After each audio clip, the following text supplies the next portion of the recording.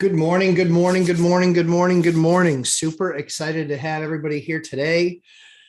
It is another fantastic Sunday, and we all know what that means. That means Lumberjack Landlord live stream. So super excited to be here with you guys today. Lots and lots and lots to cover. It's been a crazy busy week, but still was able to get the content up that I did with Ricky Carruth. Ricky Carruth is definitely I'm an elite level agent for sure. Spoken with him a couple of times and just said, hey, let's do something, because I think one of the questions I get asked most often is, how to select an agent. And I think he did a really good job of laying it out. I think that he recognizes that not everybody's the right agent for the right people, if that makes sense. And so, yeah, so far, really good. Yeah, it was a great interview. If I do say so myself, lots of fun. I think it will help lots of people. So yeah, if you are ever wondering how to select a right agent, definitely watch that. I think it was really interesting, the main point that he brought up, which was, I think that people look online and they're very easily satisfied with what they find online, as opposed to actually going that next step and interviewing people. And I think that that's a really important thing. I think he did an excellent job at articulating that, because I think that you guys got to remember, this is the agent that is going to put you in a better or worse position compared to the other agents in the deal, right? And so the other thing too is that I had kind of an agent that I had for a really long time, and he never won me anything. It was all how I positioned the offer, what I offered. It wasn't the agent winning the deal. I think because there wasn't that much competition. Thankfully, I had an agent that was very open to discussing how we work together. And now we work deals together to actually make sure that strategically we understand exactly what the situation is. So we know how to negotiate. We know what the buttons are. We know what the areas are that we need to make sure that we're addressing in any offer. And our success rate is very high. And I would say it's over 80% on deals that we get to offer, on deals that are great deals that we offer on. We're probably 80%, and we've not ever been the highest offer, not ever. So yeah, I think that the agent talk that Ricky did for folks, I think was really helpful. And I think it'll help folks out a lot. Yeah. So good morning to everybody. For those of you who don't know me and you're new to the channel, Lumberjack Landlord, I own 115 units, 37 buildings, I think it is. And still doing deals actively in this market. My most recent deal closed last Wednesday or last Thursday was the last time I closed a deal. And that was a buy. And yeah, still continue to do deals in this market. And I still talk to my bankers every single day. I talk to attorneys probably multiple times a week, closing attorneys, eviction attorneys. So just running my business, I talk to a lot of people. So answer all your questions. If I don't know, I'll tell you I don't know. And I'll send you to a better resource if there is one out there that I know of. We've got some pretty cool coming stuff. I didn't get to the video this week so the video with Ricky Carruth was awesome. Loved working with him. We're definitely going to do stuff again in the future. But I have another video that will change everyone's approach to getting deals in these coming markets. It's part of a package I'm putting together of things that I'm doing and that I've changed. I don't talk about anything that I haven't done that's been successful. I'll tell you when I fail, but I certainly then tell you, hey, I failed. Your results may be better. But I always tell you about the successes that I've had, that things that you might be able to use to increase your likelihood of winning deals and getting best prices, because the markets are definitely shifting. Ironically enough, our market really isn't shifting. It's still tons of multiple offers, tons of overpriced asks, deals still being done very quickly, long lead times with appraisals. All that stuff is still true in my market. I won't use their name, but I will use their story, just because I think it's important that people continue to do the work. I get that people get frustrated that there's not a lot of deals out there right now in my market, especially. Get it, totally get it. But you have to stay the course. You have to stay the course. Like, it wasn't everybody wants my life now. Nobody wanted my life 20 years ago when a treat was, going out to McDonald's and ordering off the dollar menu. Nobody wanted that life. So many of you are in the first 5 years of your journey. Admittedly, that's the hardest part. The first 5 years is the hardest part. However, from 5 to 10 years, you really start to see things turn.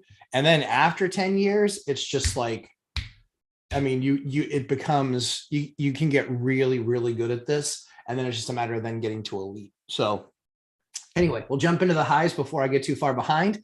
And then we will just take your guys' questions, as I like to do. So good morning, Roldan. Good morning.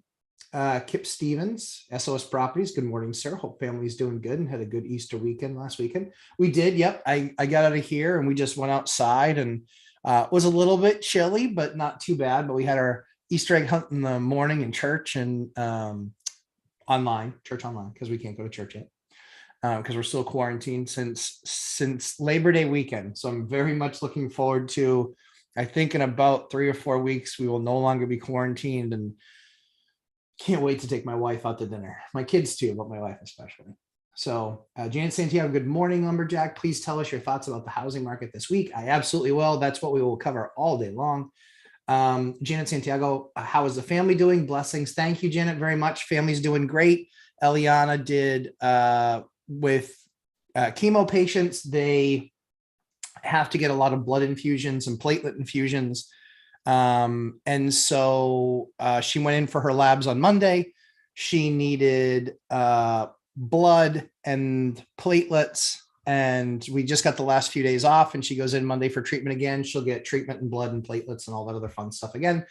And so, yeah, but we're in the home stretch. So, and we're very blessed that she continues to do well. And then we have scans the first week of May. So we're looking forward to those scans. No code on. Hey, Dawn, good morning. Good morning to everyone. That's the Eliana report. Thanks, Dawn, for asking, and Janet as well. She's doing great. Next week, like I said, hospital on Monday, tomorrow, hospital. Wow, tomorrow. So hospital tomorrow, or clinic tomorrow. We differentiate between clinic and hospital. We do that for the kids, so they know, kind of get their mind right about mommy's going to be gone for a couple of days or home that night for dinner. So clinic is always a 1 day, hospital is always a multiple day. And thankfully, we had a little scare when she was in there this week, but thankfully her temperature did not breach the limit of what they consider fever. So she still was able to come home. So yes, doing very well. Pallavi Patel, good morning. Good morning, sir. Anna K, good morning. Mandy Wood, Mandy W, good morning. Dion Talk, there he is. Dion Talk, Financial Freedom. Howdy. He's enjoying the ocean, and Dion is very much for scuba. Robert Barnes, good morning. Hello there. Noel Erez, good morning, everyone. Robert Barnes, are you at the point that you're only doing commercial loans now? If not, how are you getting 30-year debt? That is an excellent, excellent question. So I had my bank make a product for me. That's how I did it. So this is why I don't talk a ton about that stuff, because I'm not an idiot or a jerk. And I know that you're not going to be able to walk into your bank and get them to make a product for you yet. When you get big enough, you can. So what I actually did was I was doing commercial loans. So I've been doing commercial loans for probably 10 years now. Did some with some banks, and then they kind of shut me off after 4 or 5. They were like, that's kind of our risk tolerance. And so then I did, and I started with another bank about 6 years ago. Started doing commercial loans with them. And then started to have more strategic meetings with the bank saying, this is what I want to do with the portfolio. This is how I'm going to continue to grow the business. When I had 3, 4, 5 buildings, no bank cared about me. No bank wanted to sit down and spend time with me. Admittedly, this is one of those things that you start to get when you get bigger. Try to have this conversation with your bank. But now I'm in a product and in a loan that I actually do. I do have 30-year debt. I do have 30-year fixed rate debt, and it's not non-QM. So I went to my bank after I had, I think, my 34th loan, I think. And I said, I will move some over from other banks. I will more centralize with you guys. Is that the business that you want? They love my business. It specializes in 2, 3, and 4 unit buildings. I do have some that are larger, but 85%, 85% of my building count is small 2, 3, 4 unit stuff. So worked through that with them, maxed out my Fannie Freddie loans on purpose. I wanted to get my full 10. So I maxed out my Fannie Freddie residential loans, maxed out at 10. Then I went to the bank and I said, I've got a problem. I either need to do commercial debt with you moving forward for everything like I have been doing, which I don't like because it has a variable rate to it. Or number 2, I'm just going to start going to a non-QM because interest rate is important to me, but 30-year fixed rate debt is more important to me.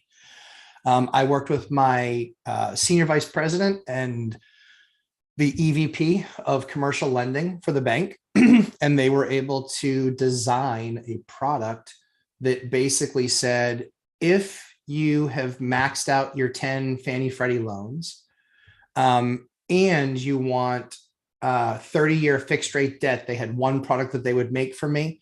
And it was a little bit higher than their commercial debt, but it was still it was actually cheaper than other investor debt elsewhere. It ended up being a little bit cheaper than the non-QM stuff. And I got to keep it with my same bank, which meant I didn't have to requalify or do any of that other crazy stuff.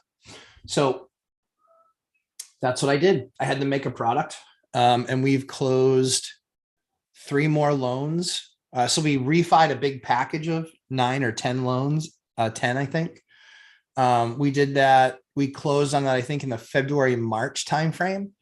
And then, February, March is when we closed that. And I've closed 2 or 3, I think 3 more deals with that product, which is 30-year fixed rate debt.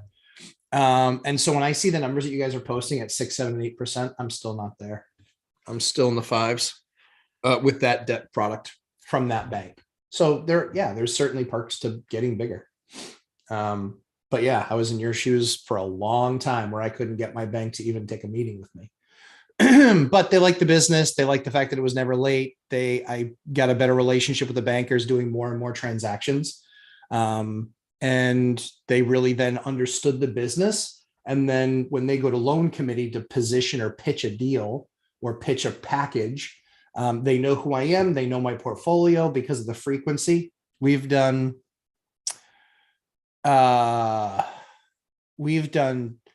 in the last 18 months, we've done 24 refinances. We've done 3 sales, and we've done 16 purchases. It's a lot of volume. And so, now we get to have those conversations. So that's how I get 30-year fixed rate debt is through my bank. And it's on the commercial side, but it's still, they still do 30-year fixed rate debt because we made that product. And, credit to my bank, they were smart. They knew flat out they were going to lose my business. I was going to go elsewhere because I wanted 30-year fixed rate debt. So they were smart. They stepped up, created a good product. And I know that some of the other folks that watch this channel have actually reached out to them. And I obviously my bank doesn't tell me, but they tell me that they have reached out to them, had conversations, and are working on deals currently. So that's gone pretty well. Anna Kay, I watched the Ricky Caruth interview. He is not your agent. Nope, he's not. No, he's out of He's out of Alabama. So no, he's not my agent. Just he's an elite agent, one of the guys that I watch online because he trains people, and he actually trains his reps the right way. So it was one of those things that I really liked. I really liked how he trains the reps that he trains. And so I said, hey, let's get an investor perspective. Let you talk to folks about how they need to be interviewing agents because you train them. But I can tell you what investors are looking for, because I'm still in the market. I still do deals all the time. I do a lot of deals. Not a lot. Yeah, I guess a lot. I still consider myself a small time investor. So let's see. Kenny A, good morning. Good morning. Ryan Allen. Hello from Maine. Hey, Ryan Allen. Where from in Maine? Let me know. Because Maine's huge, dude. Nathan Ganoza, good morning. Good morning to you as well. Thyric Legree. Thyric, I've never seen you say good morning. So good morning to you. I'm excited that you're here and with us today. Because I don't think I've seen you here. I've seen you post anything before. So excited to have you. Theta Hedge Capital, morning. Had to catch the past 2 live streams on replay, but I'm back. Thank God. Good questions we know always come from Theta Hedge Capital. Robert Farinelli. Hello, Matt. Google changed to my real name again. LOL, Crimson Knight. Oh, I know it is. Good morning, Crimson Knight. Good morning, Sam Farho. Tamika, good morning. Tamika is a very busy lady, and so sometimes we get lucky and she's able to attend, and sometimes she can't because she's the aforementioned busy lady.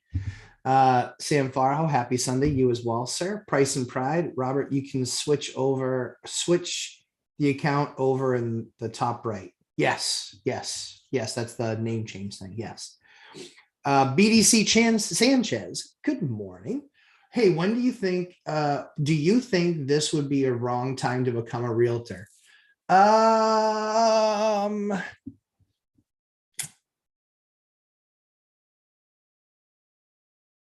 Not if you can do it as a side hustle. Not if you can do it as a side hustle. There's a lot of realtors that are going to get and mortgage brokers. You better have side hustles, because even the great ones, like I know guys that run, multi-million-dollar teams, and that's earnings. That's not sales. Like sales wise, they do $25 to $50 million a year in sales. It's massive. They have teams. I've seen them and watched them build those teams. Some of them have gone nuts and like, oh yeah, I need 20 people. They're going to get crushed because a majority of those agents are not productive agents. Then there's guys that have grown it slow, stayed lean, stayed mean, just worked a ton of hours in the last few years. They're going to be fine. They're going to be fine. I just had that conversation with one of them. He's going to be fine. He's going to crush. He'll do great. So yeah, I think it's the right time, if that's what you want to do. I mean, for me, I purposefully never got my real estate license, purposefully, because there is so much there to have to memorize and then annually update. It makes no sense for me to be an agent. I don't care about the margin on each of those few deals. I'd rather have a third party that we're going through that process together and working together. So yeah, that's the take. So I wouldn't to depend on it for income. But that's just me. Robert friend, deal with it later. LOL, busy multitasking right now. Yeah, Robert, totally get that too. Karen Muller. Karen, good morning. Sam Farho. Oh, wow, I already got that far behind. All right. What is the square feet of your units generally? How do you deal with people complaining that the unit size is too small? So I am all up and down the spectrum. I don't target any amount of square footage because I've always been able to find the renter. So it's not never a problem. So I don't target the size of unit. I do recognize that different size units do carry different pricing along with them. So just knowing that is how I then kind of calculate for what I know I can get rental wise. Having 115 units, I've been in all my units. I know all my units inside and out. I know the quality by which they're finished, or if there's still something that we haven't done a gut redo, or if it's something that we've only done what I call a lipstick job to, which is usually paint and flooring, simple things. So literally just knowing in my head location, where stuff is, how, what the desirable thing is about that area. All of my rentals are within like 15 to 20 minutes of each other. So they're not that far apart. So really there's kind of perks to being in all of the different places. So I don't go for a size typically, Sam. When they say it's too small, that's okay. It's too small. That's all right. I don't take offense. Where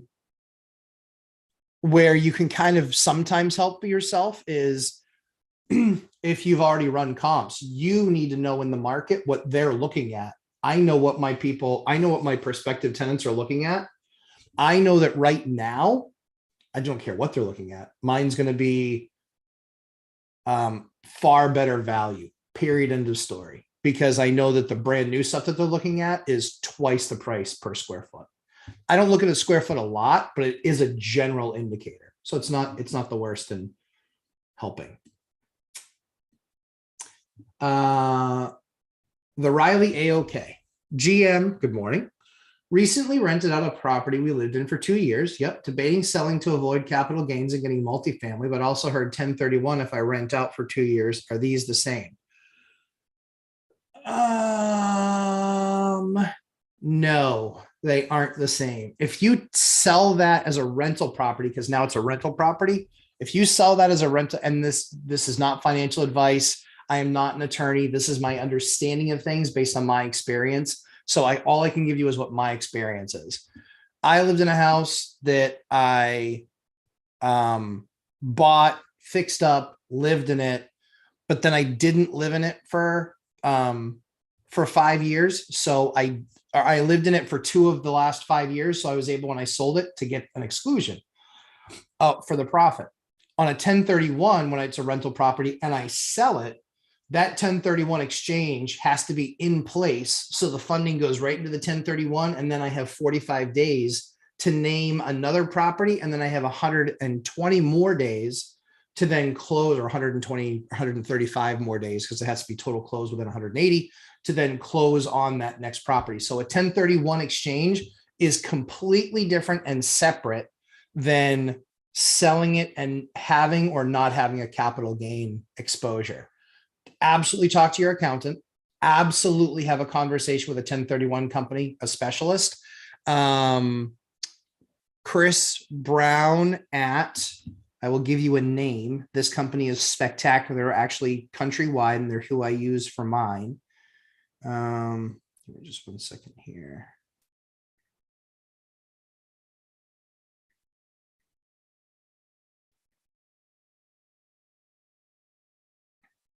It is Chris Brown at Edmund and Wheeler. His email address is chris@section1031.com. chris@section1031.com. Can you tell they're a 1031 specialist law firm? Chris Brown, Edmund and Wheeler, Chris at section1031.com. Chris has actually agreed to do a video with me. So we're going to talk about the 4 different kinds of exchanges. We just haven't put a calendar date on yet, but we will do it. So, yep, they're 2 completely different things. So make sure you talk to both. Sam Farho, do you take self-employed tenants, and what do you require? I do take self-employed tenants. Sure. The only thing that I require is it's the same, I need to see pay stubs, because if they're self-paid, then they've gotten paid by their customers. So contractors, I take contractors. A lot of times I just look at what their taxes were last year. So usually if they provide what their taxable income was in the previous 2 years, and then just show me kind of walk me through it. It's a little bit more of a process, because it's not just like a paycheck where I can see everything just by looking at the pay stub. So it's a little bit more of a process, but nothing crazy. So yeah, I do take those guys for sure.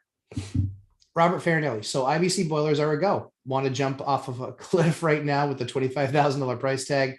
Went with Eastern Propane and Custom Climates HVAC. I hope you are right about the IBCs. I'm right about them for me. I have no idea if I'm right about them. I'm not recommending, I'm not saying that you have to go IBC. So the IBCs are what I use. I've got 27 of them that I've purchased and installed in the last 5 years.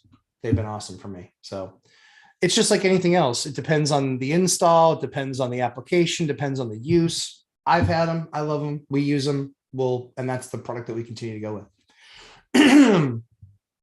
If not, well, I figure all your boilers will start breaking 7 years before mine, and I'll have a heads up. Yes, that's true. Yeah, because like I said, we've got 27 of them. The oldest one is actually so it's 2022. So I think the first one we did was in 2015 or 2016. So yeah, I got to jump on you. But again, a little over, they just looked up, not the first one we did, but I think might have been the fourth or fifth one we did. It was 6.5 years old. That's the only thing that we've ever replaced. And we had to replace the fan or the blower motor, I think it was on that. And I want to say it was less than $1,000. So out of all the ones that we have deployed and all the ones that we've been using, and that's the only thing, more than 100 or $200 that's gone wrong, I'll take it. Cheap. So yeah, that's the best I can tell you. Drew A, got pre-approved from U Mortgage. Okay, to go after my second property. Very good. First is a duplex house hack. Love it. Excited and nervous. I get it. Trying to be level-headed and smart about the next one. Yep. Good for you, Drew. It's a journey, my man. It's a journey. So just slow and steady wins the race.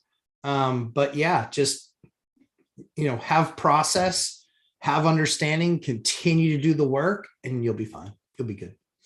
Tony Carr 55. Good morning, Matt. Good morning. Good to have you here. So for those of you who don't know, I am the Lumberjack Landlord. I have 115 rental units and 37 buildings, I think is the number. Yeah, I think it's 37 buildings. I've been landlording for 20 years. I did it through the .com bubble.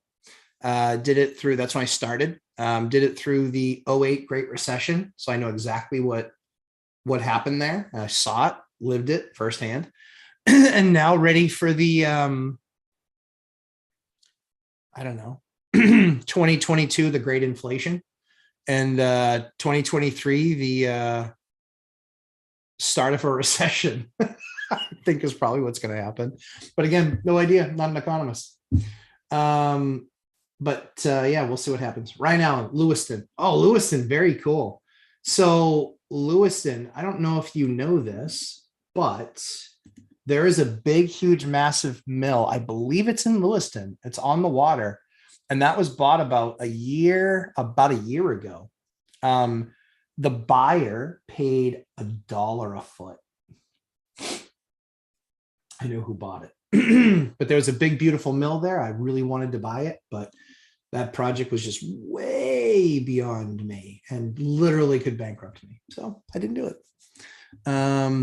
And so I know the guy who did buy it. He does mills all the time. He's amazing at it. But yeah, you guys will enjoy it. It'll be beautiful. That's what I can tell you. Tyreek will agree. Finally getting to catch one live. Excited to be here. Awesome, Tyreek. Happy to have you here. And correct me if I'm saying your name wrong. I don't mind. I always like to get people's names right. Legacy Up, good morning. Appreciate you. Thanks, Legacy Up. I got you. KLRB Properties, good morning. Hit the like button. Thank you, KLRB. I appreciate that. Money Mitch, Sunday checking in. Happy Sunday. Hey, Money Mitch, good to have you. I did get your follow-up Insta email, and yes, I will be buying something in Las Vegas after their market starts to correct. The only reason that I will wait for some sort of a correction is that's one of the top 5 hottest. I think they'll see the most pressure. I'm on record as saying I think there's a 10 to 20% correction coming. And even with rates a whole lot higher, I don't care. I still would, for me, because it's a second home, it's not a primary residence. It's not just an investment property. It's purely a second home. I'll wait for the guy that's dying that just has to sell and he's got to close in 10 days. I'm your Boo Radley. I will take that deal. If it's crazy good, like that's what I'm here for. So yeah, thanks, Money. Thanks, Money. Leo Perez, good morning. Marisha Ninehauser, good morning. Matt Bittner, if there isn't going to be a large amount of foreclosures in the future, what will cause distress creating motivated sellers? The usual things: death, divorce, job relocation, job loss. There's not going to be anywhere near the consistent volume that we had for 3 years. It's going to be nowhere near that. It just won't. If you guys look at those numbers, we were averaging like 250, 270, some high months of 300,000 homes a month that were being foreclosed on. What are the numbers now? Like 50? They're nothing. It's not even close. They can go up 6x and you're finally touching the number. So 600% increase. Here's the problem. It was the sustained foreclosure that was the problem. It was year after year after year where it did it for 3 years in a row. Over those 3 years, I want to say it was 8 point something million homes foreclosed. I think it was 8, 9, and 10 or 9, 10, 11, something like that. So just keep that in mind, is that there isn't going to be that big, huge inventory of 300,000 homes a month coming on. 300,000 homes a month, guys. Our inventory, right, at that time, the market was 4.5 million homes a year was a normal market. Well, if you're taking normal homes and putting them on the market and another 3 million homes on top of that and putting them on the market, then what do you have? Way more supply than what you could ever get through. That's why when my market at that point was 40 or 50 duplexes and triplexes and quads that I could pick from. Now it's 4. So I'm 10% the opportunity that I used to have. And those people weren't paying premiums for garbage because there was so much inventory. You could get a great deal. I mean, almost all of those homes that I bought in that vintage, kind of like the 9, 10, 11 stuff, that's all tripled. Forget about doubled. It's tripled, some quadrupled. But that helped me build the empire. But at that point, I almost had no money. So all I could do was own or ox. So I moved into each one and house hacked each one. So my cap was I could only do like a deal a year. So yeah, that's kind of the crazy thing, right? But yeah, that's what's going to cause distressed and motivated sellers, people that just absolutely have to sell. It's just, excuse me. The other thing too is that, so death, divorce, job loss, it's all the normal things that create a distressed seller. And then there's going to be other competition there in the market. Excuse me.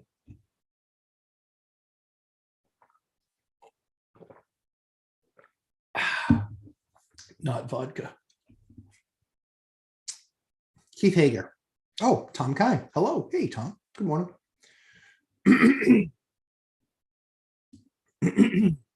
Oops. There we go. There we go. Keith Hager. How do you find off-market sales? Death, divorce, job transfer. There you go.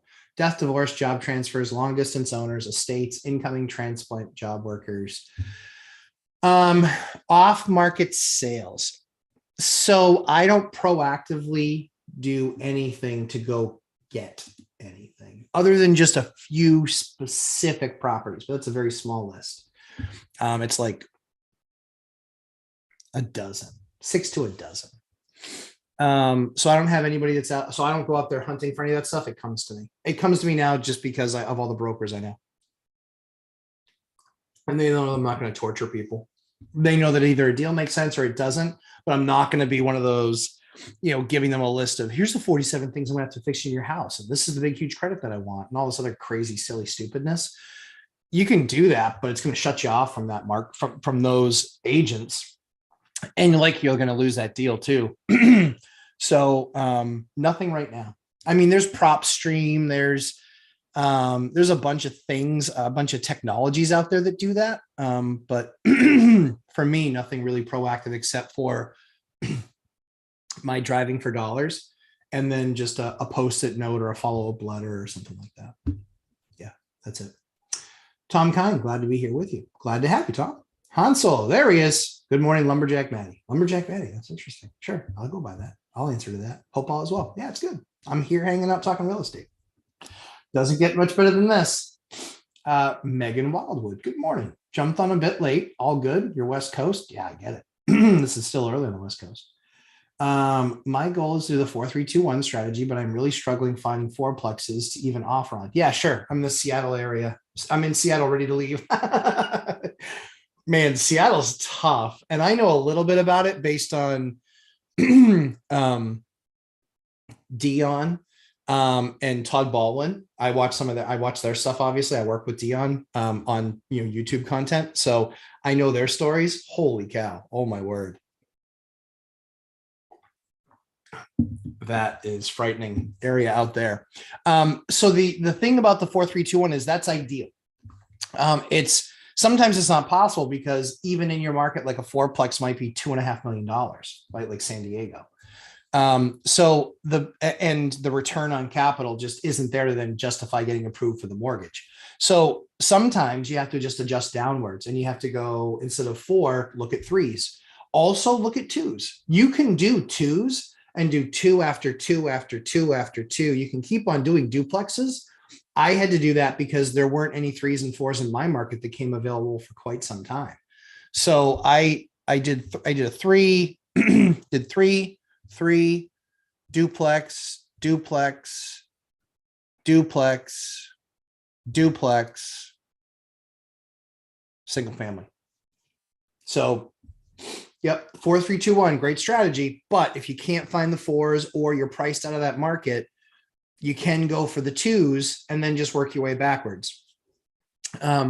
It's just more margin typically that you're going to make on the 4s. It's just more margin. And so it just usually creates the ability to do the next deal faster. And often it will give you that nice, big, steady base because of the number of units that you have. So you're less susceptible to somebody moving out and not, being able to cover the nut, if you will.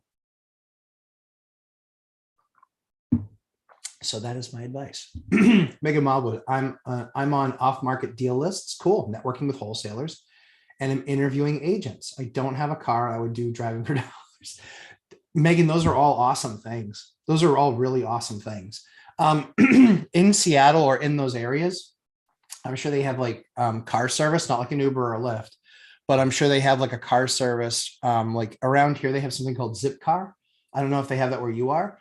But sometimes just plan a really long day if you want to, just if you want to kind of get out in the house and just kind of get your feel for some neighborhoods that you wouldn't mind living in or that you maybe haven't considered, but just try and plan out your day. And then you can get one of those zip cars and it might cost you 50 or 60 bucks. A cheap hack to this is you can also rent a U-Haul van. Cheap hack. You can rent a U-Haul van. I think they're 19 bucks for inner city. And then the, whatever you figure out for insurance, but then like the price per mile or whatever. And because you're doing like all inner city driving, you might put 50 miles on there, which might cost you an extra 40 bucks. So you can do it for like 50, 60 bucks for the day and just go out and get a feel. If you have a license, if that's something you want to do, again, I'm just thinking outside the box. But yeah, that would be my recommendation on what you could possibly do.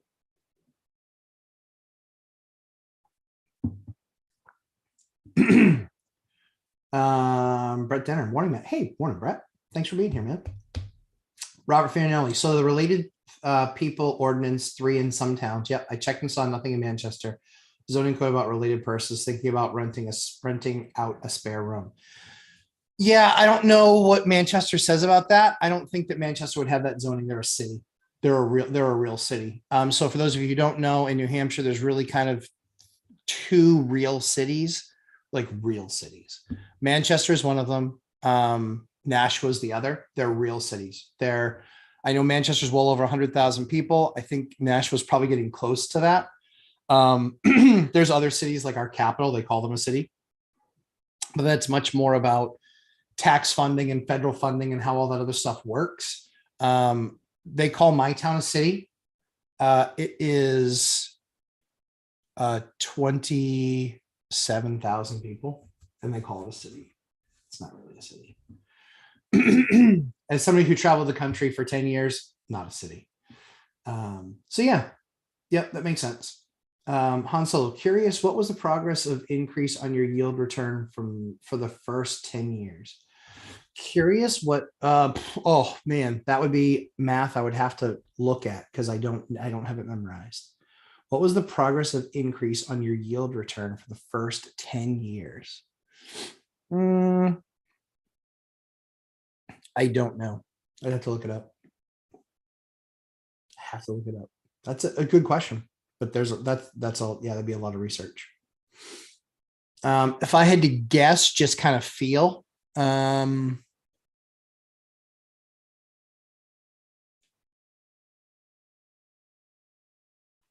it was big. It was big. It was in the teens. The main reason is self-management. Excuse me. Sorry, I don't know what it is. I got like a frog in my throat.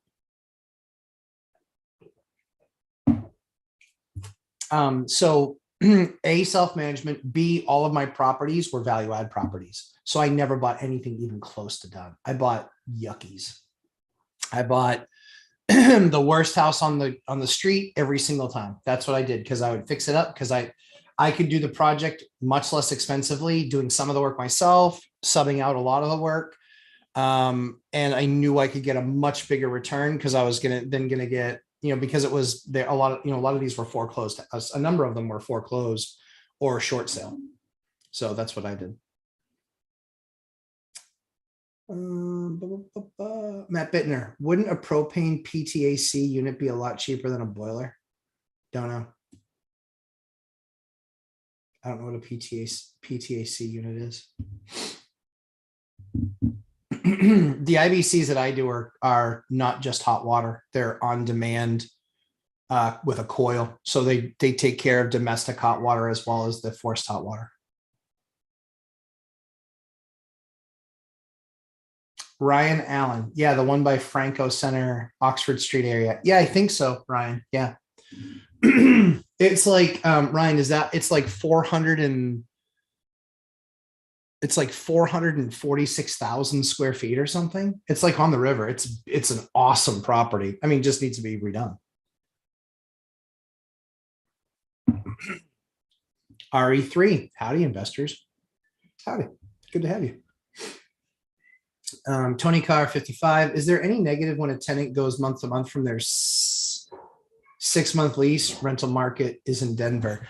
I don't know what you guys have there in the Denver market, but I can tell you in my market, I only go month to month when I don't really like the tenant. I let it go month to month.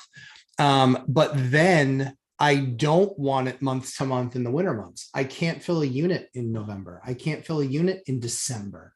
I don't want to fill a unit in January. So that's the way that I usually do it is I don't want stuff expiring in those times because it's brutal to fill the unit. And usually the only people looking in those situations are extremely desperate, i.e., being evicted. Sometimes you'll find a diamond in the rough, but a lot of times you won't. A lot of times they all have this horrible story. And yeah, so for me, I don't mind it in the summertime. Don't care. Yeah, it doesn't bother me. But when it comes up to like October, I'll probably have the conversation with them in November and just say, hey, need you to sign a lease for October, November, December, January, February, March, or I need to put it on the market. Because if they basically give you notice November 1st, how are you going to find somebody to move in for December 1st? You can, but it's hard. It's significant. It's like 10x harder than getting them in the real rental season. I don't know if you guys have that here, but we have that here. If you guys have that in Denver, we have it here because of how cold it gets. Yeah. True A. I still feel rents are rising in my area. Yep. Just at a slower rate. Sure. They are up 20-25% as is. What are your thoughts? Will they continue to hit a wall? My area is Fort Hood, Texas area. So I don't know the Fort Hood, Texas area at all. I can tell you in my market, yeah, they're up. They're still up. We've put out everything for people over the course of the last few weeks saying, hey, your lease is due in June or it's due in July. let us know if you want to renew. And we know what they're out there looking at, if they want to renew or not. And so then they're already doing kind of the binder strategy for themselves. So then when I hit them with what I would do as just basically the text of, hey, based on increased costs, et cetera, this and the current market, this is what we would need to get, let me know what you think you feel comfortable paying for the unit that you're already in. It's worked out great. It's just literally just a text message right from my phone. Works out fantastic. And yeah, no issue there. A lot of people have re-upped. So I don't know what rate of increase. I don't know the Fort Hood market at all, but I can tell you my market. Yeah, that unit was, what did that go up? 13%, 12. Yeah, 13%. The last one that we did, one we did before that was 15%. So yeah, it ranges. Yeah. John Trotter. Hello, been a listener for a while, looking to start putting in offers on a home we plan on living in for 2 to 3 years, then uses a future rental long-term. Average for rentals are 1,600 and short-term is 1,800. Looking to buy box to get mortgage at 1,500. Do you think that's enough cash flow starting on your first deal? Probably not. Probably not, John. The real expert at single family stuff is Mike Zuber, One Rental at a Time. He's the expert on single family stuff. A very large portion of his portfolio is single family. My portfolio is not.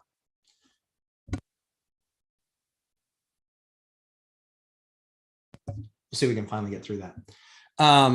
So Mike's is mostly largely single family. Mine's not. I own one single family property.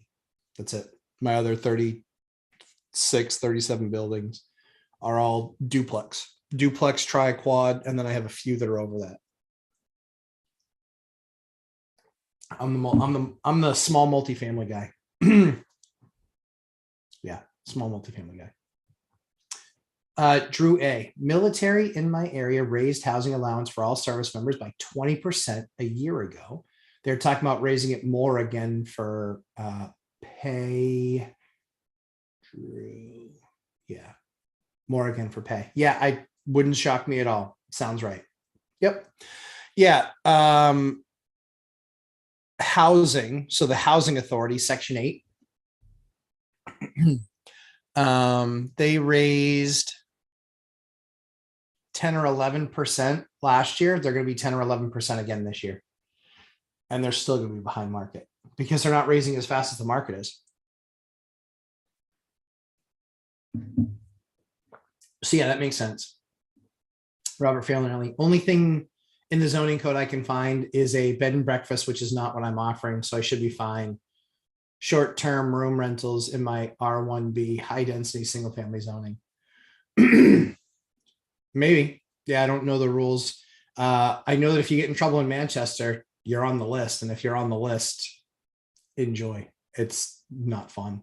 I would try and find somebody else that's done it in some of the landlord meetups. Try and talk to some of the people that have done it and what that looks like. Oscar Quizada. Oscar, good morning. I'm super excited to have you here. Never seen you ask a question here. Glad you're here. Glad you're here to hang out with us. Robert Trotter, that was one I already answered just based on previous. Robert Farron, multi-dimensional house hack, a duplex, and rent out a room in your unit. Big brain move. Multi-dimensional house hack, a duplex, and rent out a room in your big brain move. Give me clarity, Robert. I might understand. Matt Bittner, a PTAC unit is AC unit that they use in hotels. Oh yeah, okay. I stayed in a short-term rental in Maine that had a propane PTAC unit and it heated fine. Yep. The ones in the hotels are fine, but you can get them. They're Laker and Nye. They're all right. They're ugly. They're always in the way. You can do it, but you're probably putting one downstairs, one upstairs. Doesn't solve your hot water issue. Those are just the things top of mind of why we don't use them. We'll use them in specific cases, but they also don't heat very evenly, because with a boiler, you're going to get radiant heating in all the different rooms. And usually walls become a problem when you start talking about those systems, is that in one room where the thermostat is, it's 72 degrees, and the next room over it's 68, and the next room over it's 66. And so it's very uneven. So yeah, that's why we kind of stick with the forced hot water. It's a better long-term solution. And if you want your tenants to stay, they're not going to stay in a house that's kind of consistently cold in other areas.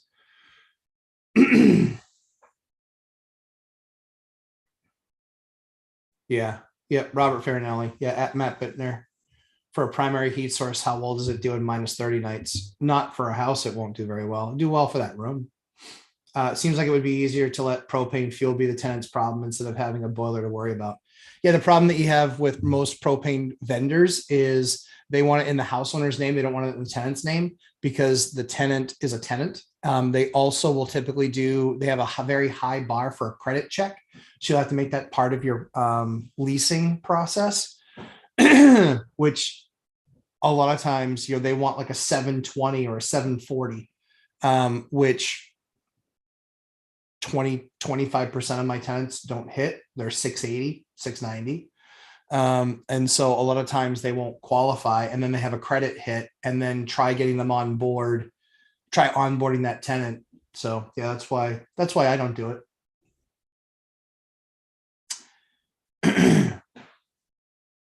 Easier for the landlord is so cheaper, and what appears to be easier rarely is easier.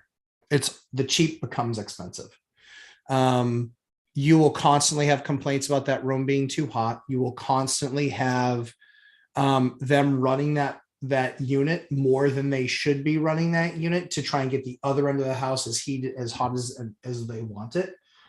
It just creates hot spots. Yeah. Nope. I like my model. Works. I don't know what the difference is. Make it comes to the fuel source. Yeah. Robert Farinelli, speaking on boilers, just had to go reset mine again. This really needed to get done. Well, if it dies, it almost may. So don't care. Yeah, you're close. You're close, right? Just I had one. I literally had a system that I knew was on its last legs. And we were doing all the planning to replace it. It died like 17 days after I closed. I knew the thing was junk. I knew we were going to replace it. That was in mind, in budget, all of that stuff. The problem was it didn't make it just 8 more weeks to springtime. And so we had to do all of these stupid, horrible, unnatural things to basically keep people warm for the next 8 weeks. It sucked. But we lived. Johnny Cashflow Ramirez, sup, real estate freaks. Sup, Johnny. RE3 at Drew. Curious what area you are in. I'm in DC, and our BAH here is like $300 more for the same rank, time, and service than it was in 08. Oh, interesting. So that really hasn't raised at all. Interesting. Matt Bittner at Robert Farinelli. Boilers sound like a high cost maintenance nightmare. No, not at all. Nope. You know what's a high cost maintenance nightmare? A pissy tenant. That's a high cost maintenance nightmare, is a pissy tenant. So I reduce friction in all of my transactions. When you buy the right boiler, when you install it properly, and it becomes a non-factor other than annual servicing, that's clean. That's clean. And when it's not this ugly box taking up space. I mean, in a hotel room, sure, but not in a house or even a really nice apartment. Drew A, how do you feel about buying half a duplex? Positive and negatives that you see. I would hate it. Yeah, I would hate it. It would have to be condoed, pipes, depends on how old the building is. I mean, I suppose anything might be worth buying with amazing yield, but I've had the opportunity to buy some of that stuff or buy like what was a duplex that was condoed and I was buying a side. I've had the opportunity to buy that stuff. It is not easy in New England because of all where all the pipes go. And when you have to condo that, you have to have a surveyor basically track all of that stuff. And it's, yeah, like you could have a major maintenance issue, something go in the wall. I mean, just, yeah, if I'm not, I probably, if I would do that, I would probably just buy a condo that was more recently built, probably. So for me, I don't particularly like it. I just, if I'm going to own it, I want to own the whole thing. So I kind of can do with it what I want. Robert Friendly at Matt Bittner. I was quoted 30K on mini splits and questionable if they can heat a house on a -30 night. So Robert Farinelli, exactly right. They cannot heat a house on a -30 night. Factual. I have mini splits. I have them installed. I have the super cold units that are supposed to run in sub-zero temperatures. They do okay. They do not keep up in that week that we get, or week and a half a year that we get of that -30 wind chill ridiculousness. Your only option at that point would be to put additional heaters in there, like electric heaters. Those cost, 50 cents an hour to run. And people don't shut them off during the day because they remember it was cold. So they don't want to shut them off during the day.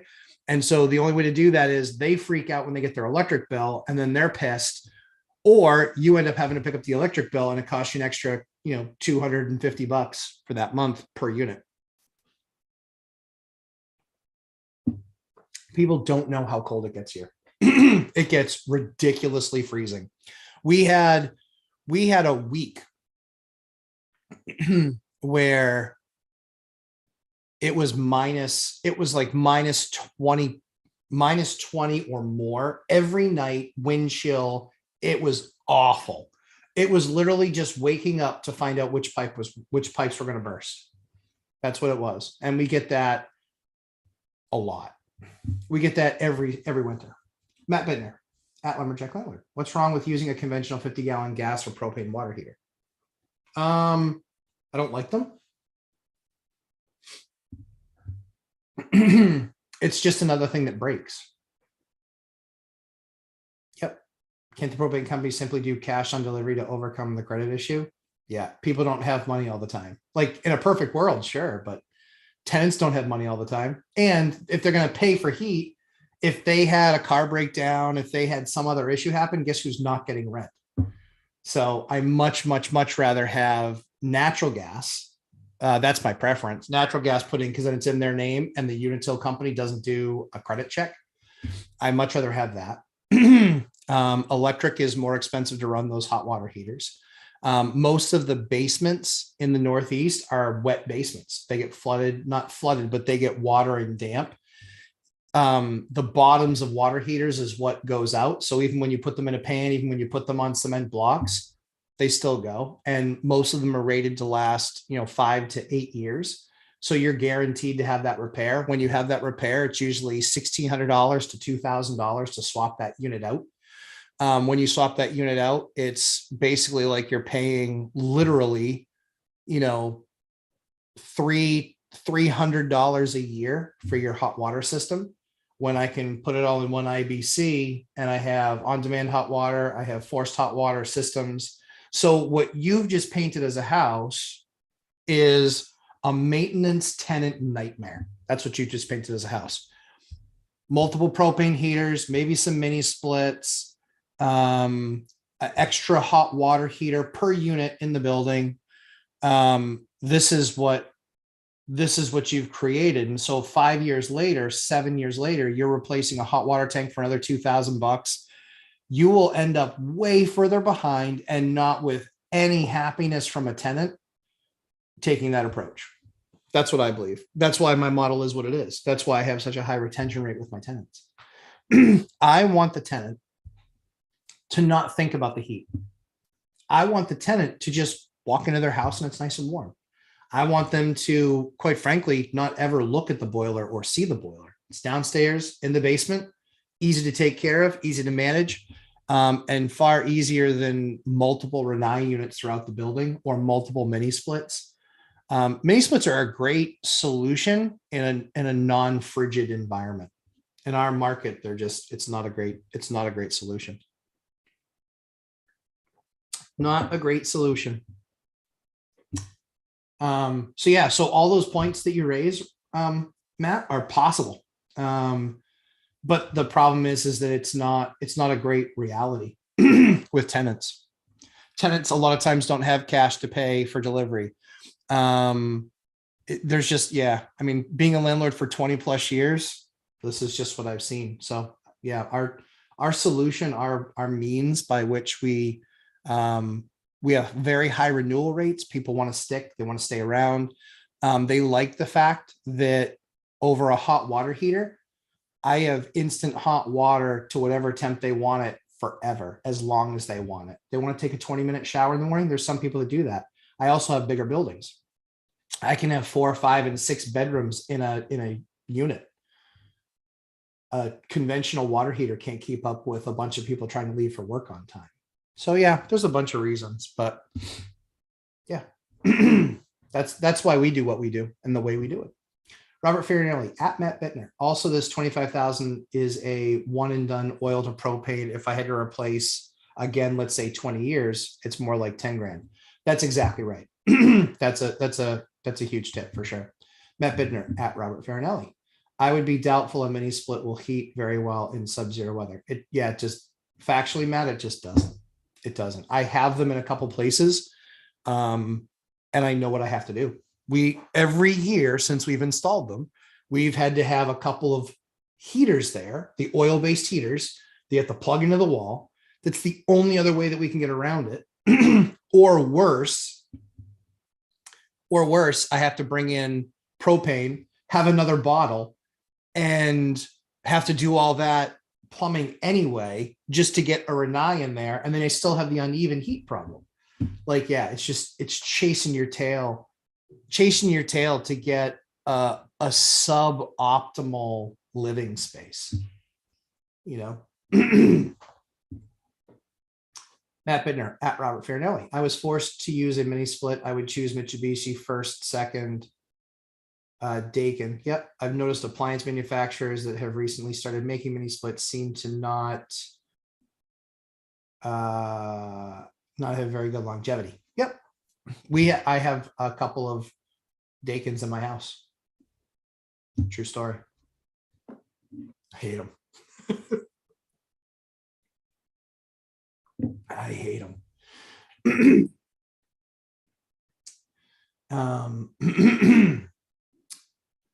Let's see.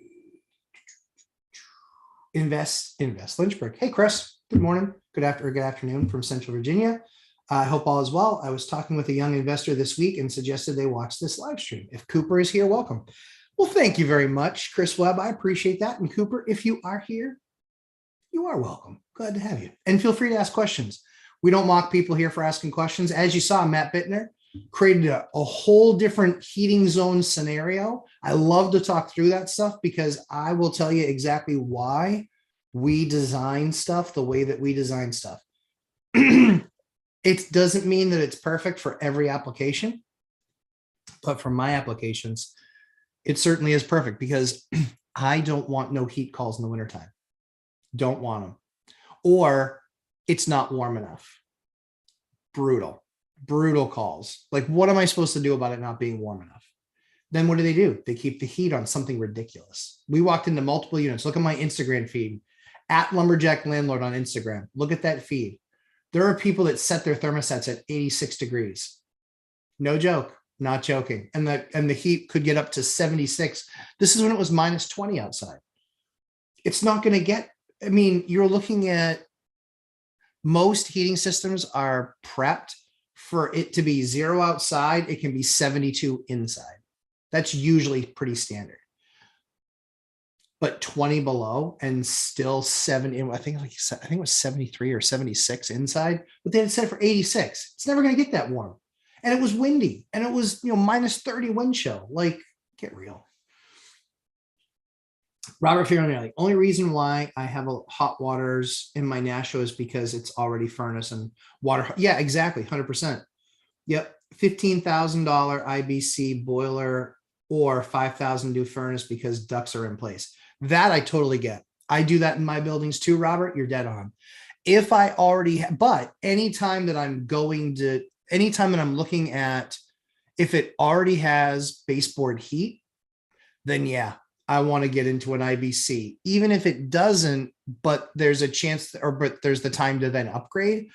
I always still look at the IBC just because I know the system, I know how well it performs, I know how easy it is to fix, and I know that on the 3 times ever that we've gotten a no heat call on an IBC, 3 times, 27 systems, 3 times we've gotten no heat calls, all 3 times it was fixed within 4 hours.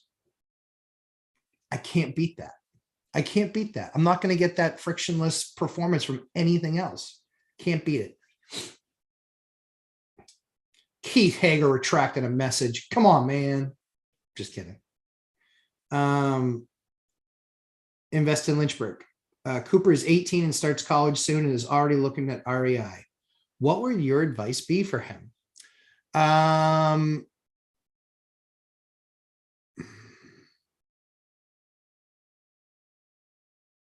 Understand the pillars first. So Mike Zuber, One Rental at a Time, is a great book to read. You want to understand your market. You want to understand your buy box.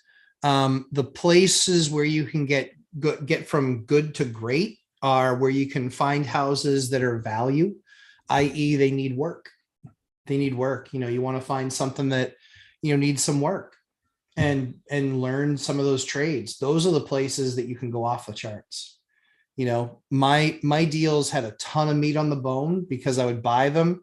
They were livable, barely livable as they were. They were kind of gross places. And we knew going in, we would try and get a project done. So I would, my best advice for you is I would read Mike's book. I think that's a great book. I would really learn and understand your market, and then really start to understand budgeting and how you can save. Because I know plenty of college students that got out of college owing their lives to student loans and to life. I also know some, very few that got out. Yes, they had college debt, but they got a decent job. And because they didn't run it up for the 4 years they were going to college, they kept it modest. They were able to get out of that hole pretty quickly. But more importantly, they were still able to buy something within a couple of years of being out of college. So I would be, yeah, it's a different experience. I mean, the thing that I see is kids in my college town pay $14,000 for a room. 14 grand. They're able to spend 7.5 months there. Now, granted, they're on campus, but there's 7.5 months there for 14 grand. So let's just call it 7 just for fun. So it's $2,000 a month, and you still have to go home or find another place to stay. Your best bet is also to, when you're away at school after freshman year, a lot of times, and you kind of know the lay of the land, start looking for housing, look to live with buddies, start to do that. That's what I would do. That's what I would do. I didn't go to college. I'm a 9th grade dropout, so probably not the right guy to ask. But just from a financial perspective, that's what I see a lot of my most successful people doing. Yeah. Yep. Robert Farinelli, with hot water, $2,000 for every good state water heater, $50 8-on rod every 2 years. I can make it last 20 to 25 years. Yep, you can. That bottom is what goes out. It just depends on what the humidity is in your basement. And then you're having to run dehumidifiers. Like I said, every application, right? It doesn't fit every application. My personal feeling, I mean, I have some water heaters that we just talked about them last week that we're like, yeah, we got to get that thing out of there because it looks okay, but it's like 18 years old. It's not going to last. It's not going to last that much longer. It just, and I don't want to get I don't have hot water and water's flooded in the basement. I don't want to have that call. So, but yeah, it's $2,000. It's not just about the 8-on rods. It's about the bottom falling out, which was what most of this stuff is timed. It's based on the steel that they use on the bottom of the hot water heaters on the bottom of the tanks. That's what it's more about. And then it's about the conditioning of the basement. So yeah, pain in the ass. Janelle Diaz. Good morning, Matt. On IG, I sent you the link to a Honeywell T-Stat manual to set the max heat limit. Did you get it? Let me check. If that's a Honeywell, I think that it is. Janelle, I know you came from HVAC. There is a Honeywell. What's really funny is my wife and I had an awesome conversation. No joke. She went to set up. She goes, I think it's the thermostat. So we had got a no heat call. Mrs. Lumberjack goes to do it. Her turn. Short straw. She goes to do it. She's like, I think it's a T-stat. I was like, I don't think it is. It's an old Mercury. It's an old Mercury. They just don't go bad. She's like, I think it's the T-stat. I was like, all right. Well, she couldn't fix it. So we send the plumber. Plumber goes over and he goes, it's the thermostat. I was like, shut up. He's like, yeah, it's the thermostat. I go, it's a Mercury T-stat. How did it go bad? He goes, it's not. I go, yeah, it is. It's an old dial. He goes, they started making replacements for those that aren't Mercury. I was like, get out. He's like, yeah, they suck. No joke. He says to me, he goes, those were the other two T-stats you had problems with this winter. I was like, really? He goes, yeah. He goes, we swapped them for your favorite T-stat, which is just like it's not an expensive T-stat. It's a standard one. But yeah, no joke.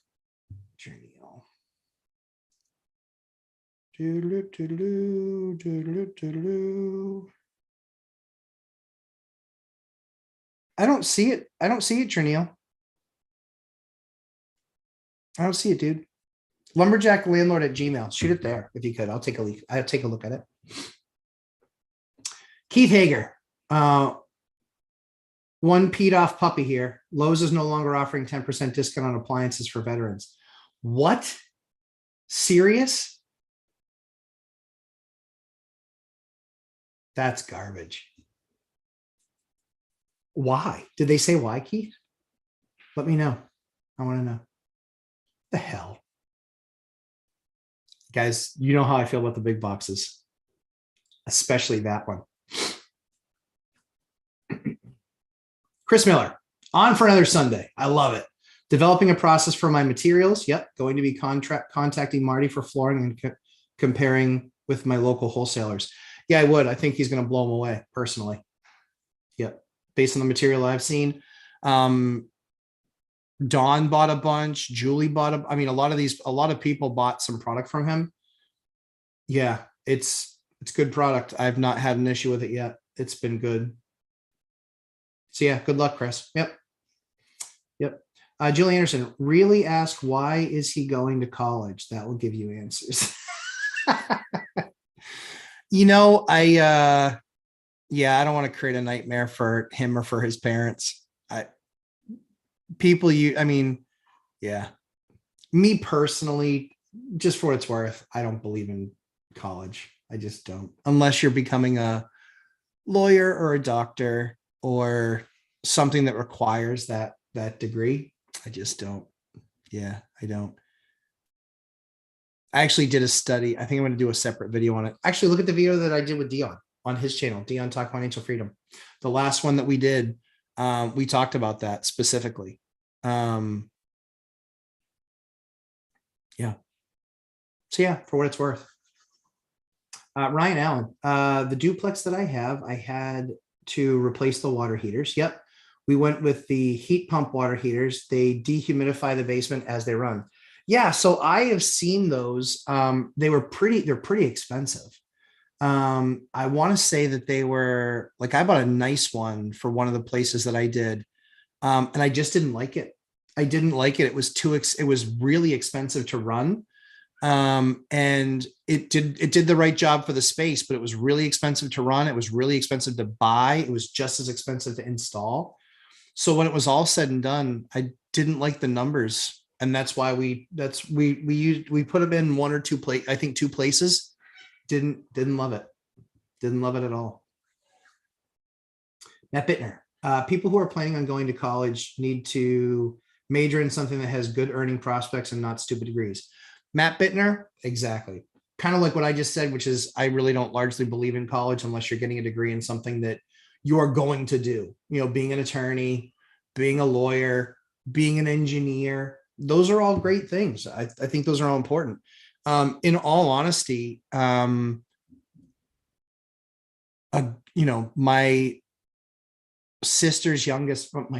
wife's youngest brother,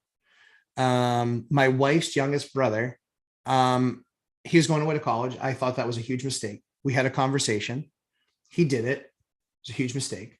But to his credit, he was like, you know what? He kind of got on with a solar company, and he was a laborer doing the work. And then we talked about becoming an electrician. And then he was doing work for me in my jobs. And he would demo crew, you name it. He did it. Except for any of the licensed stuff. Got on a crew, signed up for becoming an electrician. He's later 20s. He's got his journeyman's license, and he's making great money. So he's making more money than almost all of his friends. I think there's a couple kids that are making a little bit more than him, but they're in the real estate market, and they're going to get crushed. Sorry, I'm going to itch my ankle. They're going to get crushed in the next couple of years. So yeah, that's my take. Rolled and Crespo. Invest LYH.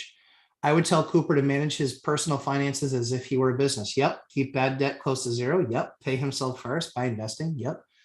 Live below his means. Yep. No need to impress others. Absolutely all those things. Yeah. Yep. Rolled and I, same page. Exactly. Ryan Allen. The basement also is half garage, so no real water or humidity issues. Yeah. That's why those things in a normal basement in like New England, they were brutal. They were brutal for a family of 4. That thing was over $200 a month to run that system. We're actually looking at taking it out. Yeah. And those systems too. I don't know what you paid, Ryan, for yours, but I want to say that just the unit itself was $1,600 or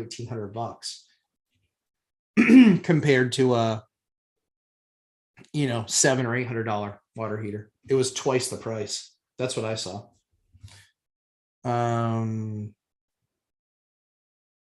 Chris Miller, where do you purchase your paint from? I know you go Benjamin Moore. Are you purchasing that retail? Sort of. I am purchasing it through a retail location, but I'm talking with the rep for that store for the area. For any of those stores, find who the rep is. You can usually find it on their sheet. Tell them that you're a landlord, the whole nine, even band together with some other landlords and say, hey, listen, we've got this many units, blah, blah, blah. Guess what? I get amazing pricing on my Benjamin Moore product now.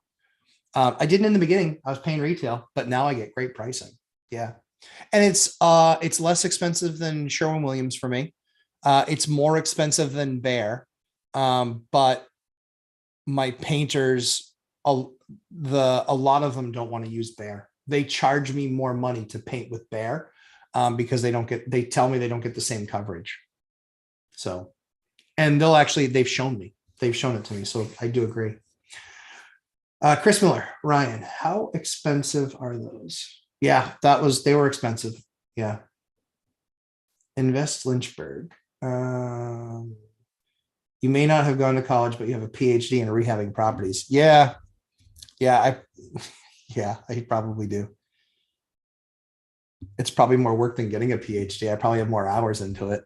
Again, it's just like anything else, right? Learning skill, get really good at something. And yeah, I can walk a property. So for those of you who missed it, it was probably like 6 weeks ago. Zuber was talking about a roof.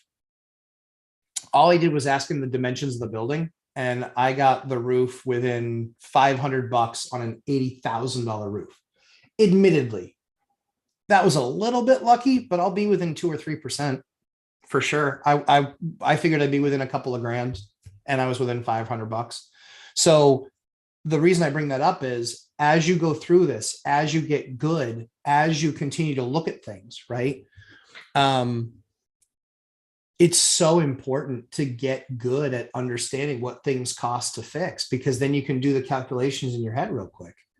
You can say, this is going to cost this, and this is going to cost this, and this is going to cost this. And then it's not a matter of like constantly having to bring in an entire team of people to come in to tell you this is how much something's going to cost. You got to get good at that. That's what gets you from great to elite. That's what gets you from great to elite, is being able to literally walk a property and know what everything is going to cost. Every single time. I know when I walk a property, I'm going to be, even if it's $50,000 rehab, I'm going to be within 3 to 5%. The only reason I say it's bigger now is because product fluctuates so much. But yeah, I'm going to be within 3 to 5% when I first look at it. So yeah, do that. Get really good at that. That's going to make you a lot of money over your investing career. Robert Farinelli, do internships and get scholarships. Help me graduate with $8,000 in debt. Still wish I became an electrician or a plumber instead of a software developer, but can't complain about my salary and my debt. Yeah, for sure. Yeah, like here's the thing. He makes, as a journeyman, he makes 30 something an hour.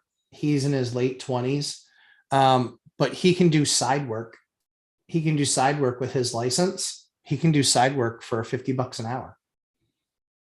And you work one Sunday a week.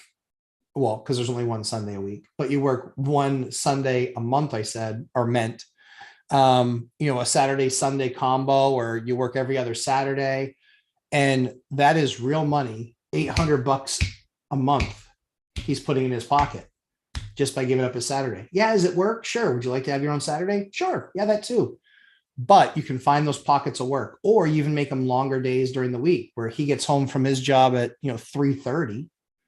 He can go off, grab a quick bite, go to another job at 4:00 and put 4 hours in there. Does it make for a long day? Sure. But again, you pick up 8 hours a week, $400 a week.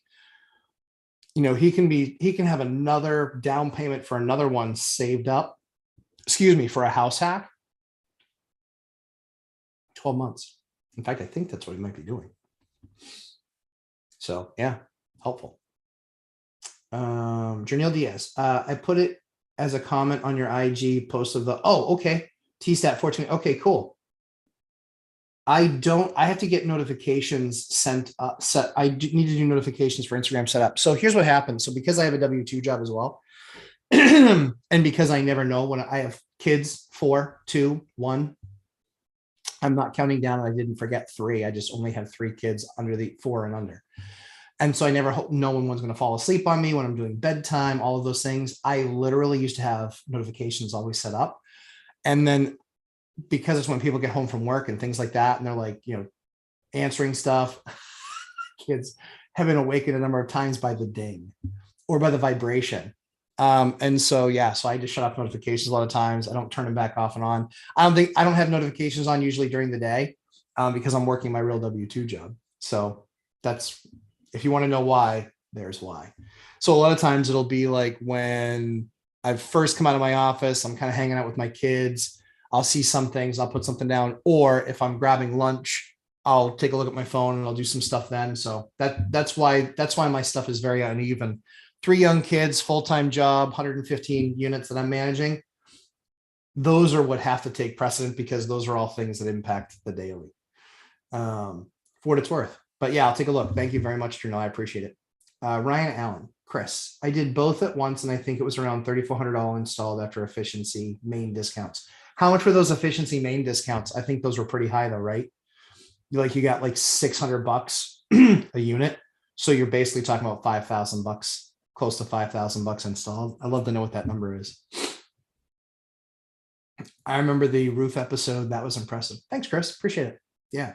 I was impressed with myself. Didn't expect to get that close. I thought within a couple grand, but $500 on an $80,000 roof, or 70,000. I can't remember what it was now. Yeah. I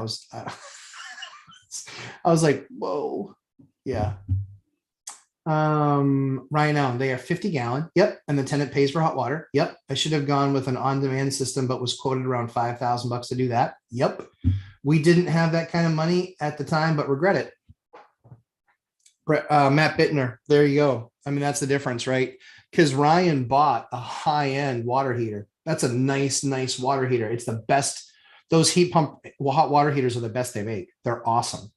From a design product idea wise, but the on-demand hot water, I'm telling you, anything more than a 3-bedroom unit or 3-bedroom, if they're all 3 adults and you're renting out like roommates, they love that on-demand hot water. They never leave. They never ever leave. And when they leave, they also come back. I've had so many emails from people saying, hey, do you have anything? And I'm like, yeah, sure. Why are you leaving where you're at? Oh my word. I literally had somebody say, yeah, I used to love to decompress at the end of the day, take a 20-minute shower. And he's like, and a lot of times I can't do that with the hot water tank that we have. Dude, think about that. That's crazy. So yeah, to your point, Ryan, thank you for being open about that. I appreciate it. Yeah, the on-demand hot water heaters separately are about $5,000 installed. And yes, they're expensive. That's why those combi boilers, that's what they call them, combis, IBC. It does the forced hot water heat and it does your on-demand hot water. I'm telling you. And you can, they size them so you can do dishwasher, washing machine, taking a shower, and heat all at the same time. It can pull it because it can run up to, I think it's either 199,000 or 226,000 BTUs. They're beasts. I'm telling you, frictionless, more expensive. Don't get me wrong, but frictionless, much less friction created with those tenants. Chris Miller, I've been mulling over getting my inspector's license just to get the knowledge. What are your thoughts? Yeah. Yep. Yeah. I mean, I think it's, I like it and I hate it all at the same time. Let me explain why. I like it because it's great to have kind of that general knowledge. Wouldn't be the worst thing, right? Or even just go attend the course, don't take the test. So pay for the course, don't take the test. That way you have some of the knowledge, but then you're not officially licensed, where then now you're liable for knowing that much more about all these things. If you ever end up in a court case, as an example, guess what they're going to say? Well, but we don't understand why you didn't think this was a problem. You are a licensed home inspector. Scary, right? Not for me. So, but you can go through and learn a lot of that stuff. The other thing that I really like too, though, is certainly you can learn the things in the trade, but yeah, you mean those home inspectors courses. I make fun of those guys when that's the guy that shows up to my house to do an inspection, because he's going to flag all the stupid stuff, and it's stuff that he has to flag, otherwise he's liable. But, and he doesn't think he is, but he is.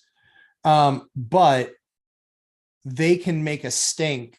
They've blown up deals for me. And I'm just like, but that's not, I mean, it's like, that's not a thing. We're like, well, yeah, but you really need to rebuild the entire chimney. The chimney's not even in use. I'll rip it out. No, you don't. You don't have to, the chimney doesn't have to be in good health because it's there. It's not being used. So anyway, I'm always about getting knowledge. I don't know if there's a cheaper way to get that, but there might not be a cheaper way. You might be able to go and take that course and learn a bunch of stuff. I'm always in pursuit of more knowledge. And I don't know it all by any stretch, but I do know quite a bit, having done this for 22 years. So I think that that's a great way to get a jump start. I think that that might help you. The other thing that you could do too is just thinking outside the box. You could also talk to an inspection company and just say, hey, this is what I want to do. I just want to see if this is something that I might want to do. So is there the opportunity where maybe I sign something and I just, tag along to home inspections for a bit, because they'll do them on Saturdays. So then, if you don't have to work on Saturdays, you can do it that way. And a lot of these places will do that because they, if they like you, if you like them, if you like the situation, you might take it on as a job. Not saying that you would, but it's just an option. So yeah, those are my thoughts. Robert Farinelli, he can do side work at the same rate I make during the day. Yeah, exactly. At least I get the benefits, I guess. Yeah. So, I mean, again, he gets the benefits as well, because it's side work. So he has his main job still, but he could charge a lot more. Yeah. Jeremy Kirkwood. Hey, Jeremy. Good morning. Hi, Matt and all. Excited to be here. Random fact is of the day. Seeing an incredible surge of need and inflating prices in short-term, mid-term rental market, 26% higher yield compared to last year. Interesting. Um, what, so I'm sure you're asking people, what are you finding? What are they saying the reason for that is? The first 2 years of a 4-year university you should have learned in high school. They don't teach basics of success. They teach what is in the book with no real outside knowledge. Yeah, I don't disagree with that based on what I've seen my friends go through. Robert Farinelli, just let that sink in, people. Electrician doing side jobs making software developer money. Yeah, it's true. Yeah, plumber too. Plumbers too. Robert Farinelli, what I did to slow the not enough tank hot water is 75-gallon light commercial. Yep. So solve the not enough hot water tank. Yeah, 75-gallon light commercial. Yeah, you can do that. The only problem is that in a 6-bedroom house where it's all roommates and adults and all young professionals, that can be a challenge. Even that size, because I've gone with the 80-gallon tank. I've done that. It couldn't keep up demand wise because it was condensed in time. Matt Bittner, I wonder how many engineers the US college system produces versus China and India. A lot of them get sent here, believe it or not. I've had a lot of Chinese tenants that were going to university for engineering because they weren't in the right social class in China. And so they got sent here. They were going to get a 4-year degree and then they were going to go home. Yep. So I don't know the real numbers. Not something I track. Robert Farinelli, but Matt is right. If you get the Superflow 199 SF, you literally have unlimited heat, hot water, and every appliance in a 4-bedroom apartment. Yeah, those 199s are killer. They're awesome. That is just an amazing machine that they've made. In fact, Robert, I'll take you one step further. I have that in a 6-bedroom. So 4 bedrooms in one unit, 2 bedrooms in the other, doing all of their heat, all of their residential hot water for all of those machines. And I've never gotten one complaint, not one. So I don't know if it's that they've not all been running the same thing all at the same time. Maybe, but I can tell you washers and dryers, showers, dishwashers, and heat for, and showers for literally 6 bedrooms of people. They've treated me right. I mean, IBC's been good to me. Invest in Lynchburg. Thanks again, Matt. Have a great week and Sunday. Chris, you as well. Thanks for hanging out with me. Hit the like button, says Chris. Invest at Lynchburg. I appreciate that. And yeah, we always like for folks to hit the like button just because the algorithm picks it up for YouTube and that many more people see this instead of the garbage you see on crash channels, which is not actually teaching anybody anything. Keith Hager, find someone who just had a home inspection and ask them for a full copy to educate yourself. Yeah, so you could do that, but I get what Chris is saying. Chris wants to see what exactly they're looking for, and that does vary. So just on heating systems alone here in the Northeast, you can have 1-pipe steam. You can have forced hot water. You can have 2-pipe. You can have Renai. You can have mini split. You can have combi boiler. You can have so many. You can have I've seen some radiant, very rare though. That's usually for super high-end homes. But yeah, you can have so many variables to that, and then you have to figure out fuel sources: natural gas, propane, oil, wood pellet. There's all sorts of variable to it. So yeah, I get it. I get it. Ryan Allen, have you ever switched a building from forced hot air to baseboard hot water? What was the cost and time frame? So yes, I've done it. Cost is completely out the window now because it was like 4 years ago. But yeah, I've changed forced hot air to forced hot water. I want to say baseboard.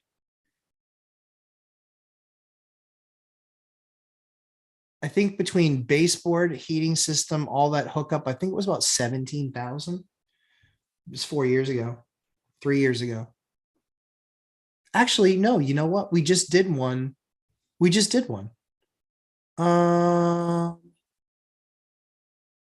Yeah, we just did one. And that was, we just did one that was 27,000, but that was for new baseboard through the entire building. It was actually the same unit I just talked about, 4-bedroom, 2-bedroom. But yeah, that was everything. That was it. Ooh, you know what? No, that was everything. Yep. So yeah, big money. Yep.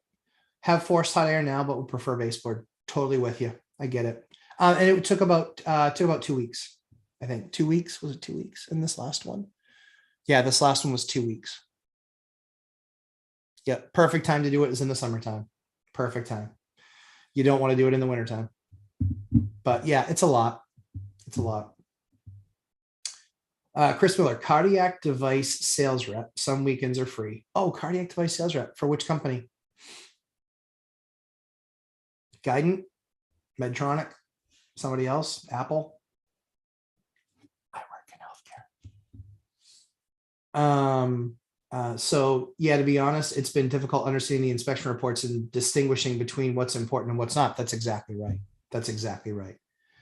Yeah, because again, what they teach you in those classes, I know I've spoken with some of those inspectors that had recently gotten their license. I said, listen, I know you're going to put everything on the floor under the sun because you're trying to block liability, but you can't blow up the deal because you're going to write 1,000 things on there. When I get a young inspector, I always ask, great, how many houses, or how long have you been doing this?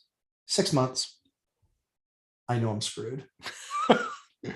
Because he's going to write everything under the sun, spend 2.5 or 3 hours doing it.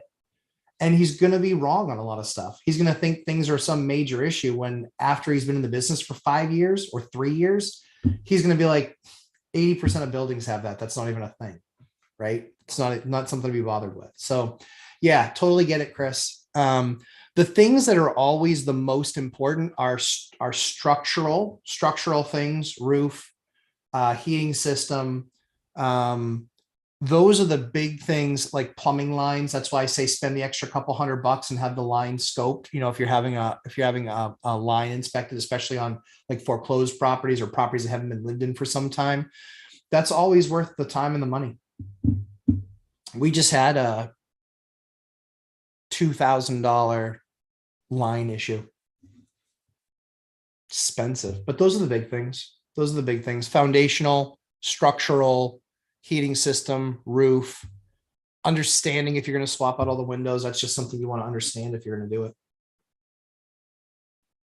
it. Junior Rizzardi, hi from the Jersey Shore. Hey, Junior, good to have you here. I discovered your channel and one rental at a time by accident a year ago. Been watching the videos every day since. Thank you for great content. Junior, I appreciate you.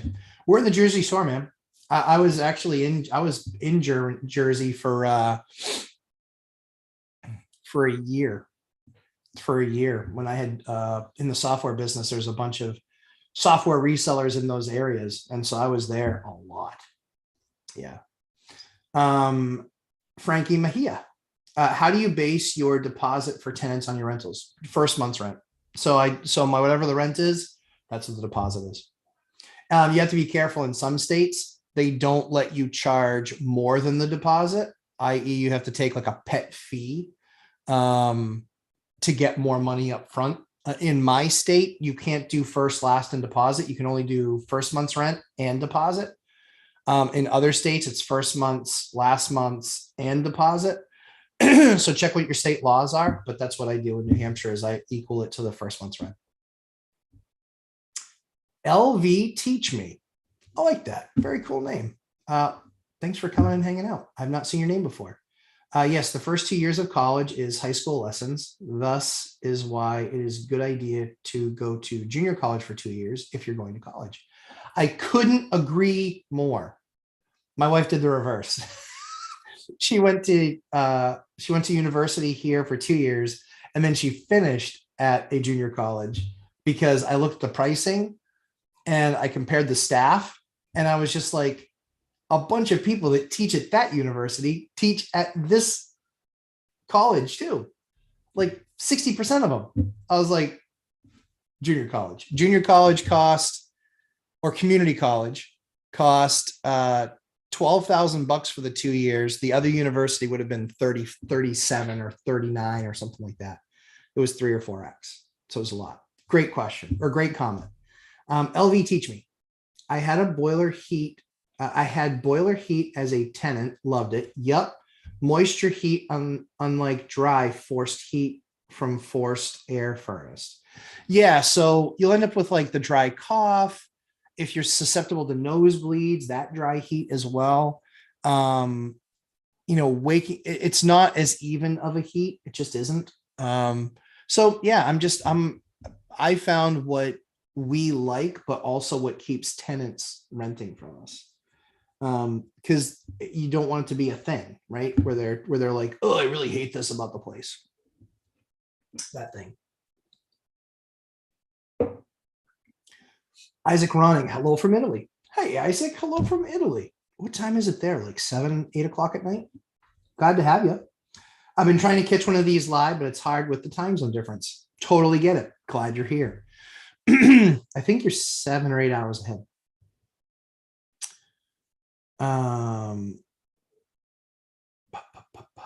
Robert Farinelli, I was quoted an extra $5,000 per unit to switch to panel radiators, which would bring the total to 35,000. So all in all, all the piping would be 45 to 50K. Yeah, those panel radiators are awesome. They're really great. The problem is they are so unbelievably expensive. They are really, really, really pricey. And I had one too, where they just didn't do the math properly, and it was constantly colder in that room. And so I ended up having to swap that thing out. But those radiators, holy Toledo, are those things expensive? Like you can be looking at like a line of baseboard, might be a couple hundred, $100, $125. But one of those things can be like $700, $800 for some of the bigger ones. So yeah, soup can be super expensive. Robert Farinelli, so $20,000 to $25,000 per unit for HVAC to boiler, which is why I don't do it in the Nashua property. So HVAC to boiler, yeah, that's a massive house. So just fair comparison, you're talking about 2,700, 2,800 square feet, 6 bedrooms, 3 bathrooms, 6 bed, 3 bath, 2 living rooms, 2 dining rooms.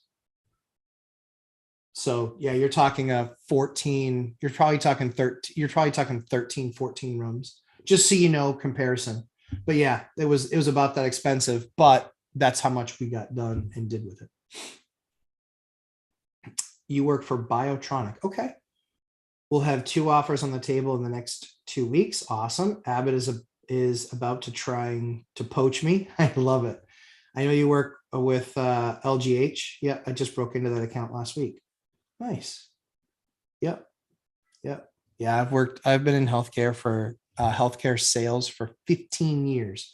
So, and I've touched over, being in my executive position, I've touched over 1,000 deals in healthcare. So I've touched probably 800 hospitals that we've done business in myself. And that's about 15% of the US hospital market. Yep. And I've talked to probably half of them, maybe a little bit more than half. So yeah. Yep. Yeah. I'm telling you, if you're a rep that sells product like that, they are out there poaching big time right now. Get that big sign-on bonus, my man. Get that big sign-on bonus for sure. Let's see. Robert Fairley. Of course, my converter radiators are fine according to 5 different plumbers, so I will save some money. Awesome. Good. Junior Rizzardi, Belmar, New Jersey. Belmar, New Jersey. I gotta look up where that is. Let's see. Because that sounds really familiar. I'll do a famous New Jersey thing. What exit off the Parkway? Oh yeah, I know exactly Belmar. I know that's so funny. I almost bought a house in Belmar. Now that I'm looking at this, I knew this looked familiar or sounded familiar.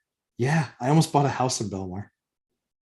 Man, I'm bummed I didn't buy that house. I bet that thing is worth a fortune. Yeah, Belmar Beach. Very, very funny. That's so funny. Yeah, I was in Neptune, Sudbury, that area right there. So yeah, crazy. Well, good to have you, Junior.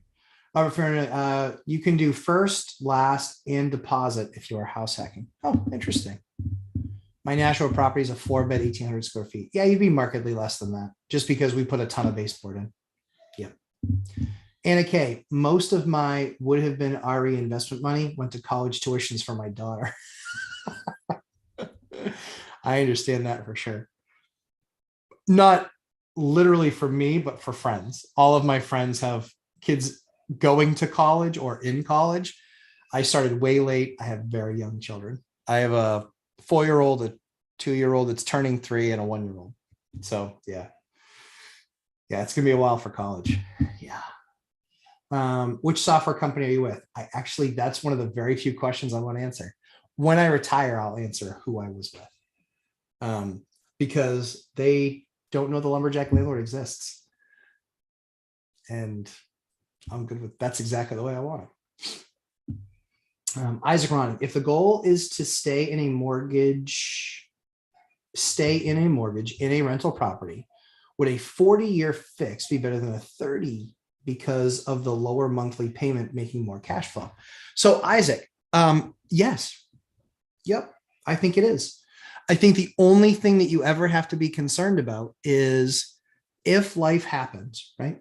If some life event occurs and you have to sell that property, then you are only, it usually the first 10 years might be interest only. That means that you're not paying down any principal. And while principal not really might not matter that much, it might matter over a 5-year period. So those are the only things that I would consider. But for me, knowing what I know about my financial situation, I would consider a 30-year debt. 40-year debt over 30-year debt. If it's the same rate, sure. And I'm just paying it down a little bit more up front. Yeah, that's what I would do. Again, not advice for you because I don't know all of your other financial situation, but for me and my financial situation, I want that lower payment so long as it's a fixed rate, because that's what I want to stay away from is getting nailed with, some rate adjustment in 5, 7, or 10 years. And that's the way all that stuff works. Yeah. Yep. LV Teach Me. Wow, healthcare sales for 18 years. So actually, I've been in high tech for 25. Yep. I broke in when I was 19. Started in the telemarketing department. Within 6 months, I was in a rep job. Within 3 months, I was the top rep. And then I just made a ton of money in my early 20s being a sales guy, working for tech companies. And tech, it's true. It's like Zuber and I always joke about it. They're like dog years. They so are. When you own a quota and you have to hit that quota and you have two bad quarters, you can get fired. Like I was never anywhere near that. But i.e. being fired. But yeah, it's a different lifestyle. You're on a grind constantly, trying to grow, trying to push, trying to do more. It's hard.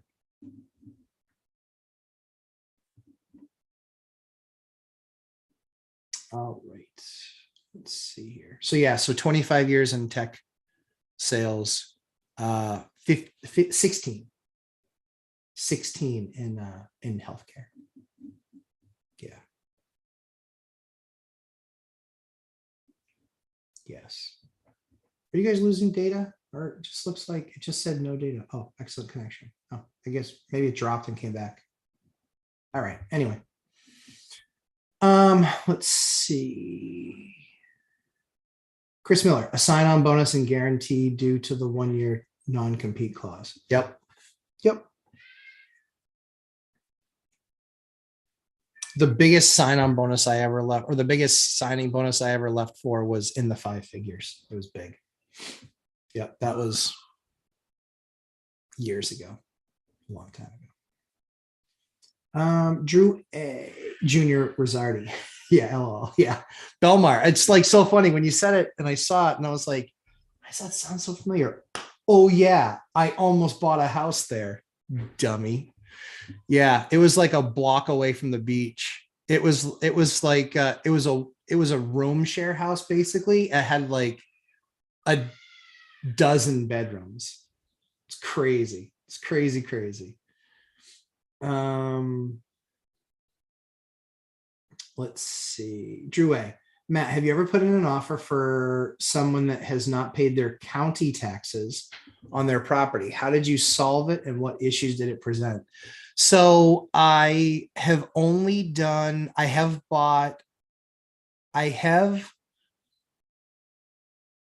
yes. So I've bought multiple. So I bought one that they were going to lose their house to the tax lien, but they hadn't lost it yet. I notified the town that I was closing on the house. I notified them that I understood. I wanted to get the exact balance from them. It was about $30,000 worth of taxes. I was surprised that they hadn't taken the house already. But reached out to them, paid the tax, or told them I was closing, got a letter from the city saying, we understand that you're closing on this date, basically letting them know the day that they were going to get paid, because I wanted to make it part of the closing. I didn't want to pay off the debt without knowing that we were closing. So it was part of, hey, before the title company gives that guy his money, really nice guy. He used it to move into the perfect place for him. It was a great deal for both of us. It really was. It was a great deal for both of us. And I was thrilled to be able to do it. It was off market. He actually saw that we were building, or we were working on a house next door. He's like, oh my goodness, the place looks amazing. He goes, if you ever would consider it, we're looking to get rid of he's like, I'm considering getting rid of my place. Super nice guy. But yeah, I contacted the town, got those numbers, knew what they were, put the deal together, made sure it was listed on the HUD or all the Alta statement. And when we closed, the town got dispersed their amount. I think he was behind water and sewer too. They got dispersed their amount. And then he got the remaining funds. So that's how that worked. Yep. That's how that worked. Worked out well. Worked out really well. I've also done another one where they've actually taken the house back. And when they took the house back, they then had to go through their whole process. That thing ended up being vacant for like 2 years because it's that long of a process for the town to take it back. And in that particular case, it was listed by an agent. And I worked with the town and the agent. That was one of the best deals I ever bought. I bought that property for, or the cheapest, that's not the best, cheapest. I bought that house for $40,000. Yep. I bought that house for 40 grand. And I put 60 into it. And I sold it for just under 200 at the time. And now it's probably worth 300. But I sold it a long time ago, 10 years ago. Yep. Yep. So that's how I solved it. You want to talk to the town, let them know that you're talking to the town too. And then just ask them, hey, is this, due to be closed on? So, yep.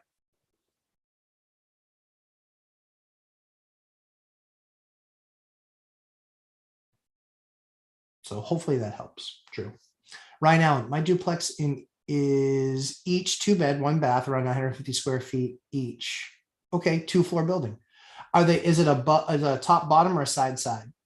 Was thinking about adding a floor for another unit. What are your thoughts on that opinion? So Ryan, maybe I have a building right now that has a second floor that has bedrooms on it, but it's a horrible design for the roof. And so I am literally going through that exact thing. I am meeting a structural engineer there on May 6th. And we'll go through the building. He's going to take all of his measurements, do all of his weight calculations, and then come back to me and say, this is what the viability is. Because the upstairs bedrooms, while they're great for kids, they're horrible for adults. So I bought that house so right that I might be able to rebuild that second floor for $80,000. If I can rebuild that second floor for 80 grand, I'm absolutely going to do it because it will give me, then I'll be about then I'll be about 300,000 or so into that building. It'll be worth 500 all day long. Because at that point I can do the upstairs will be full 9-foot ceilings. We gutted already the rest of the house so he could see everything because we're going to redo it. And if it's just going to cost me an extra 80 grand to rip that thing off and put on a new one, then that's what we're going to do. Yep. So I like the option, a lot of steps. So that's what I'm looking at. Tamika L, smart move, lumberjack. I'm an executive as well. I love having a real estate alter ego. Exactly. Right, Tamika? They have no idea. No idea. No idea. That's the other thing actually that I like about the commercial side of things. Every single loan, they don't call my company and see if I'm still employed. They literally only call once a year as a bank check. And that's all they say. This is just a bank check. We want to make sure that he's still working there. Once a year that happens. With residential deals, it happens every single deal because they call to verify employment. It's another perk on the commercial side. But yeah, it's me because they have no idea, which is good. They know that I own some property, but that's it. That's it. Robert Farinelli. Oh, I forgot to answer your question. The term multi-dimensional house hack is something I just made up. Okay, perfect. 2 to 4 unit hacking is your dimensional and roommate hacking is Todd Bollin's dimension. Yep. So combine them and you get a multi-dimensional house hack. Yep, it's true. Got any recommendations for a good LIS, lab info system? No, because most hospitals want everything fully integrated. And so if they're Cerner, they get Cerner. If they're Epic, they get Epic. If they're Meditech, they get Meditech. So yeah, it's usually that's because you want that connectivity through the health system. Often it's part of it's a module of the larger EMR or HIS. So no, not particularly. But I appreciate you asking.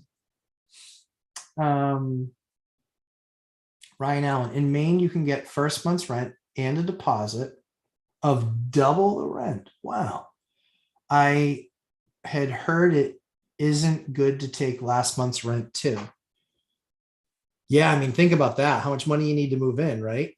Rent and a deposit of double the rent. And then last month's, I mean, they're basically paying you 4 months of rent. It's a lot. Wow, that's a lot. Yeah, I don't know. I'm not sure what any of Maine's rules are. So what's really funny is Maine is only 3 miles from my front door. So I considered getting into Maine.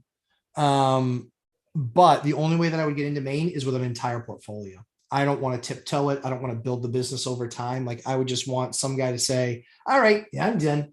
And he's got 30, 40 units and he says, let's do a deal. And I put together a deal and I buy his portfolio. That's about it. Yeah, that's about it. That's the only thing that I would, that's the only way I would get into Maine. And so I don't know any of the Maine rules at all. Rob in San Diego. Do you know what San Diego means? I'm just kidding. I won't say it. You buy duplexes and build them to 4 or 6 thanks to ADU laws. No, I buy duplexes because they are high density and I live in a town that is right next door, or these buildings are in a town that are right next door to very anti-landlord, very anti-tenant towns. And so when I have 4-bedroom and 5-bedroom, it's a great way for grad students or for people just jumping into the workforce. They don't want to work from home. They can usually pay about 600 bucks, maybe 700 bucks a month in rent and utility. So it's cheap. Then they don't have to live at home. And they can easily afford it even when they're making 40,000 bucks a year or 45,000 bucks a year. They certainly can afford it for the first year out of school because their student loans don't start until 6 months, at least 6 months in. But yeah, so I don't add, so I have not added any ADUs as of yet. I do have a couple projects that I am working on. I'm just not, they're going to be slower updates. So I'm not going to update kind of as they go like Mike. I'm just going to finish them and then give you the whole video and basically say, here's all the stupid stuff we went through. I went through one where basically one bad apple in the neighborhood went door to door saying, here's all the things you need to say at the public hearing to get his idea shut down. Whatever.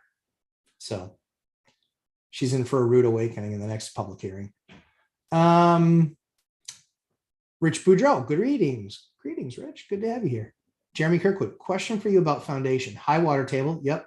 Would show random water spotting in a concrete basement. Yep. Like up through the concrete. Sure. 1940 house seems to have good bones. Okay. Yeah, you can. Yeah, for sure. The only thing that I don't know how you would find it. I don't know if there's a machine out there that does it. I only had one issue in one place ever where it continued to be an issue. And from the hydraulic pressure of the water, it was starting to push in the brick or the block foundation wall in the back. The problem is that when that block foundation wall was built, probably 25 or 30 years ago, when they put the addition on the house, they did, or 30 or 40 years ago, they didn't use rebar and they didn't use cement inside the blocks. And it also wasn't properly attached then to the footing. So that's the only experience that I've had, Jeremy. But again, I don't know. But yeah, I don't know. I don't know. I don't know if I've had basements with that issue. It's not been a problem. Even when they get water, usually if that's in a certain place, I would just drill a hole in the cement. I would cut the cement and then, get a bucket down there and then, have the water, have a sump pump put in. So yeah. But yeah, like the rest of it, like there's tons of homes that have that. The big thing for me would just be making sure that maybe you put like an EGR in. EGRs are pretty inexpensive and that would help you with any of the moisture issues. Ryan Allen, mine's a top bottom with a flat roof. Okay. Yep. Familiar with those for sure. Rich Boudreau. Oh, okay. Fake beard. Hey, it looks real. Yeah, my beard's real. My beard's not fake. It's my face. Yeah. I know. Yeah, it's real. Very real.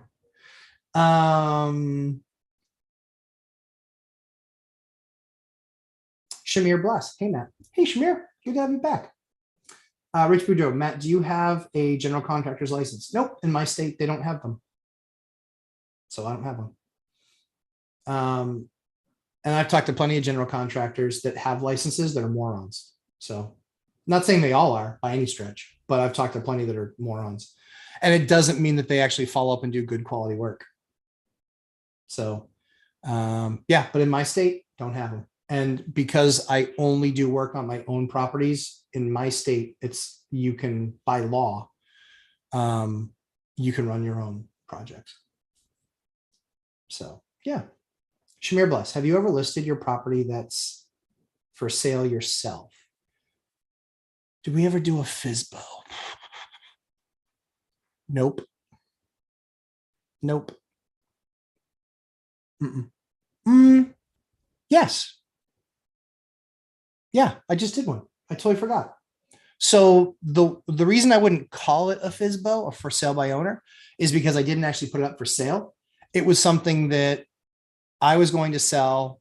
A contractor said, I want to buy it. And I said, well, this is the price. And he said, okay. So we just handled all that stuff through an attorney instead. So yes, I guess I have. So I have done it. I didn't put a sign in the front yard, but I have sold a house not using an agent. Yes. And just using an attorney. I've also I've bought a lot more than I've sold. So I've bought without a broker.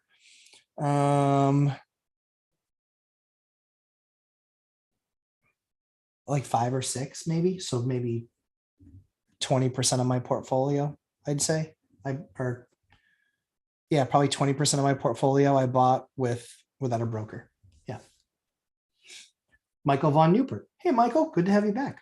Has anyone brought up the fact that a year ago, only one of the three amigos of FI had a beard and now all three do? That's a new take on YouTube influencer.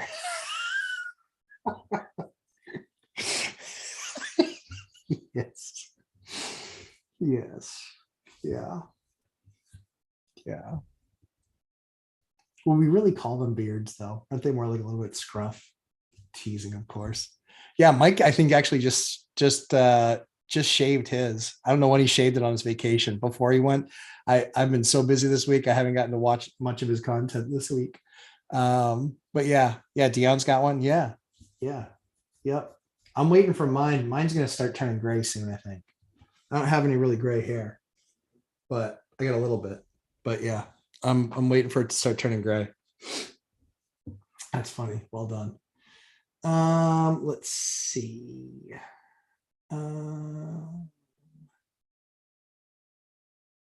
But yeah, thanks, Michael. I appreciate that. Right now, there's a portfolio listed for 2.9 million right now. Oh yeah. Yeah. Where? Up in your area? If I were to buy, I would buy in South Berwick, or North Berwick is probably where I would buy in Maine. It's close to my stuff. It's right across the border.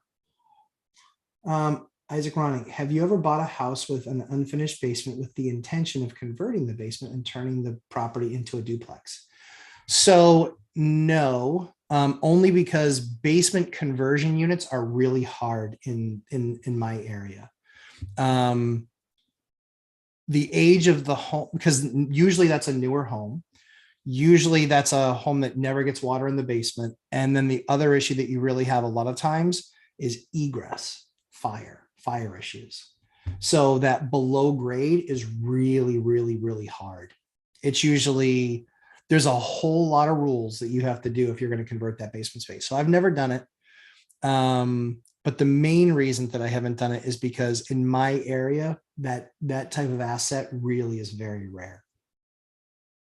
Yeah, very rare. Because if you are in the newer neighborhood where you'd have the better foundation to do something like that, you're going to be single family resident zoning only. If you are in an area that would allow for that, usually you're a very old basement. You're usually like granite block, or sometimes cinder, but not very much. So you're usually in an area where you're going to have a more porous area, and yeah, the costs to, I mean, I don't want to have the not lead conversation, the mold conversation. I don't want to be doing any of that stuff. And so then to do that, anything like that, yeah, just tough combination. It's not that I wouldn't, it's that it's very, very, very rare. And the deal would have to be tremendous because I know the amount of approvals that I'll have to go through to get a basement unit that doesn't have ready access, fire escapes and egress windows and all that stuff. It'd be really hard. Yeah. But great question. Keith Hager, landlords, be sure to keep the deposits in separate account than your monthly deposits. Yep, with deposits, you are handling other people's money in escrow. It could be misconstrued as commingling. Yeah, so Keith, that's exactly right. I think the law requires in my state, I want to say it's once you have more than 10 units, I think you have to keep it in a separate account. So we've always kept it in a separate account, but I believe there is a threshold by which the federal government looks at that. Don't take my word for it, look it up, but I'm pretty sure it's 10 units in my state, I believe. But we have moved to a separate account for sure. Yeah. The funny thing is that a lot of times I find that those rates are like 0.00125. And so, even on a $2,000 deposit, it might make $1 or $2. And we've been returning like 1%. So it's like $20 just so it's easy. But yeah, we'll probably, that's what we do. We do have a separate account for sure. Yep. Ryan Allen, or was on the portfolio. Yeah. That stuff goes fast because there's a bunch of guys out there with just tons of cash. I mean, somebody I know just bought way overpaid for a building. Like, the numbers are awful. The numbers are awful. Yeah. He's going to write a check. He literally bought it. So he's going to write a check every month. And I know of him. I don't know. No. Well, I don't know him. Yeah. Running aces. My wife and I own our own house outright. Awesome. And we have kids. So house hacking with a fourplex isn't something we can do. I get that. Sure. What do you think about buying one rental property cash and financing a second? I wouldn't buy a rental property for cash. Just me. I wouldn't. I would rather be more conservative. And I think being more conservative is buying a loan, buying a house with a loan. The reason for that is my bank is my partner, right? If I get in trouble, my bank wants to help me. They don't want to hurt me. And so I like having, for me, me in particular, I like having the bank in the deal. You can have them less in the deal. You can have them 50% or 60%. So, but yeah, I would rather have, so let's say it's 5 $200,000 houses. I would rather have 5 $200,000 houses with mortgages on them, making me money, making me rent, than one $200,000 house that I own outright, right? Because that's basically 20%. So I can buy one for 200 and own it outright, and then I get the rent from that. Or I can own 5 with 20% down, and that's the same 200K. That's what I would do. That's what I did. So I can't tell you what you should do, but that's what I did. We want to keep our overhead low, and that would give us extra security. Yeah. Okay. So like I said, I would just, sorry, I didn't read your whole thing before. But that's where I would just have I would have a higher equity position for you. So instead of doing something that's like an 80, like what I just rolled out, which is, 20% down, do 50% down if you want. If you're really that concerned about having a better equity position in payment, then yeah, that's what I would do. There's nothing wrong with doing, 2 of those as well, and then having a decent cash reserve. I have a higher cash reserve than I've ever had in my entire real estate investing career, percentage of portfolio. So that's how I kind of track my stuff. Yeah. LV teach me. When I was growing up in Detroit, okay, there were many properties with a second house in the backyard occupied. Yep, by a different family. Yep. ADUs became one solution to the housing shortage during the 40s and 50s. You're very right. LV teach me. Keith Hager, great reminder about escrow account for security deposit. Yep, that's absolutely true. So the other things to think about, guys, too, when it comes to that stuff is they're doing that now in Boston. Boston's a big city that has such a massive shortage in housing that they are approving applications for converted basements more than they ever have. It's like off the charts, crazy good. But it's extremely expensive to convert those basements. It just is. But if you've got that super expensive house, it's really well worth doing. But yeah, I think ADU stuff like that will absolutely come back. I know that our city, we actually, as a state, there was a rule that they were just trying to pass. I think California passed it, but New Hampshire tried to pass it, which was getting rid of single family housing zoning. That would make a huge difference. That would make a huge difference because the challenge right now is though, material labor market costs for adding on that space. But yeah, doing it to an like adding on an existing structure to an existing house and making it more units, I like better than just the pure ADU thing. Just because it can be a lot more work, bringing electric, bringing plumbing, bringing all those things. And there was a lot of that happens in the ebbs and flows of time, for sure. So yeah, LV teach me, that's exactly right. DM talk financial freedom. What are the benefits to having title insurance? The benefits to having title insurance, it's really one pretty clear one, that if they go through the title search and they miss a lien from either a contractor or a lien from a city or state or county, then it's on them to pay that debt. It's also on them to fix the issue. In all of my time, I've had that happen once or twice. The big thing was robo signers. There was one of the big 5 banks. My particular experience was I bought a house. They didn't clear the title properly. When I went to go refi it, they saw that it wasn't cleared properly and I couldn't refi it. And so we had to go back and had to have them clean it up. They had to take on all the cost of cleaning it up. So, because they had missed it when it had transitioned. So yeah. Yep, for sure. So that's one of the benefits to having title insurance, is that I didn't have to pay anything. They had to pay to fix it, get it all right. Obviously they know the right people, but if I didn't have title insurance, then somebody technically could come back and lay claim to it.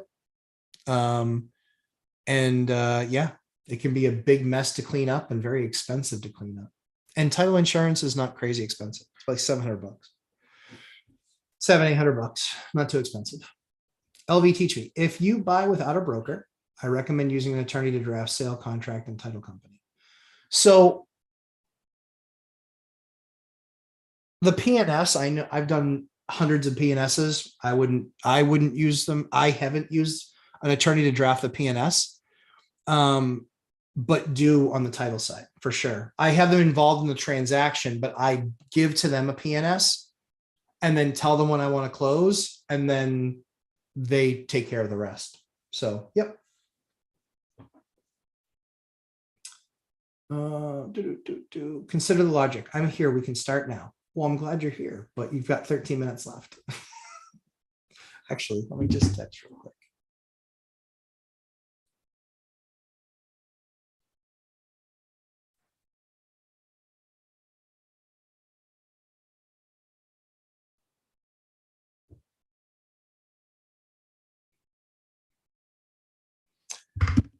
This is Lumberjack. I can hear 2 kids out there. LV teach me, higher equity position is fine, but would be sure to have cash reserve for life and maintenance. Yep. On rentals. Yep. Unexpected cost for sure. Yep. Totally agree. Robert Farinelli, hard to do in NH. Too many people in NH, but my rural state. Yeah, for sure. Yep. Yep. Yeah. Yeah. Robert Farinelli, the zoning bill. Yep. Yeah, I'm not really sure how I feel about it, in all honesty. Yeah, I'm not sure how I feel about it.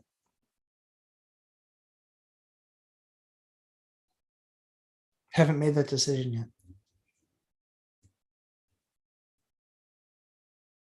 Yeah, I don't know. I have to really think about it. I wouldn't want him doing it next to my house. And that's kind of how I do things, right? So I don't really want him doing I wouldn't want him putting like a 4-plex next to my house. But I would, on the other hand, love to take some of the, duplexes I have that have enough land and put another duplex on there. So yeah, I haven't really made up my mind on that one yet, in all honesty. Yeah, several states are trying to get rid of single family zoning. Yep, for sure. Yep, that's true. Pavel Wisniewski. Hi, Pavel. Matt, with your first 10 units, what kind of areas and neighborhoods did you start with? Was it lower income or decent areas right away? Great question. It wasn't D's, it was a C area that was transitioning to a B, and it was a D area that was that had transitioned to a C. And then when the economy in '08, when we went through the Great Recession, that C went back to a D, nightmare. And the B went back to a C, it was fine. And then I had a couple that were, yeah, that were B's that went to C's. Yep. Yep. So not A's. I didn't start with A's. Nope. I own very few A things because A is really kind of newer construction. So I'll gut the entire place and gut to studs and do insulation and water piping, and we'll do everything. And then the location is an A location, an A or a B location, but now it's A quality rehabbed, but it's still not brand new construction. So depends on what your definition is. If you want to see the quality of product that I would do, you can look at my rehab videos. You can also look at Amazing Lumberjack Project on my channel. That shows you a house that I did. That gives you an idea of the kind of quality that we do. So they're pretty nice. So great question, Pavel. Rich Boudreau, have you ever had a bank tell you that you own too many properties and won't give you a loan? Yes. Mm-hmm. Yep.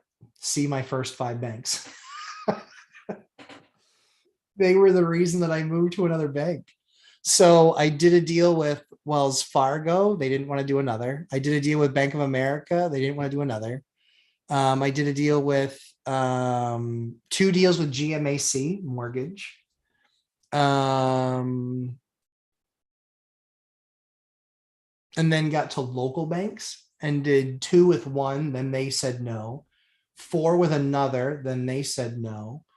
And then I'm with the bank that I'm with now, where I've done 20 something. Mm-hmm.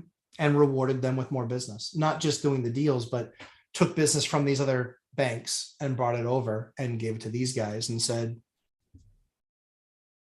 you're my ride or die.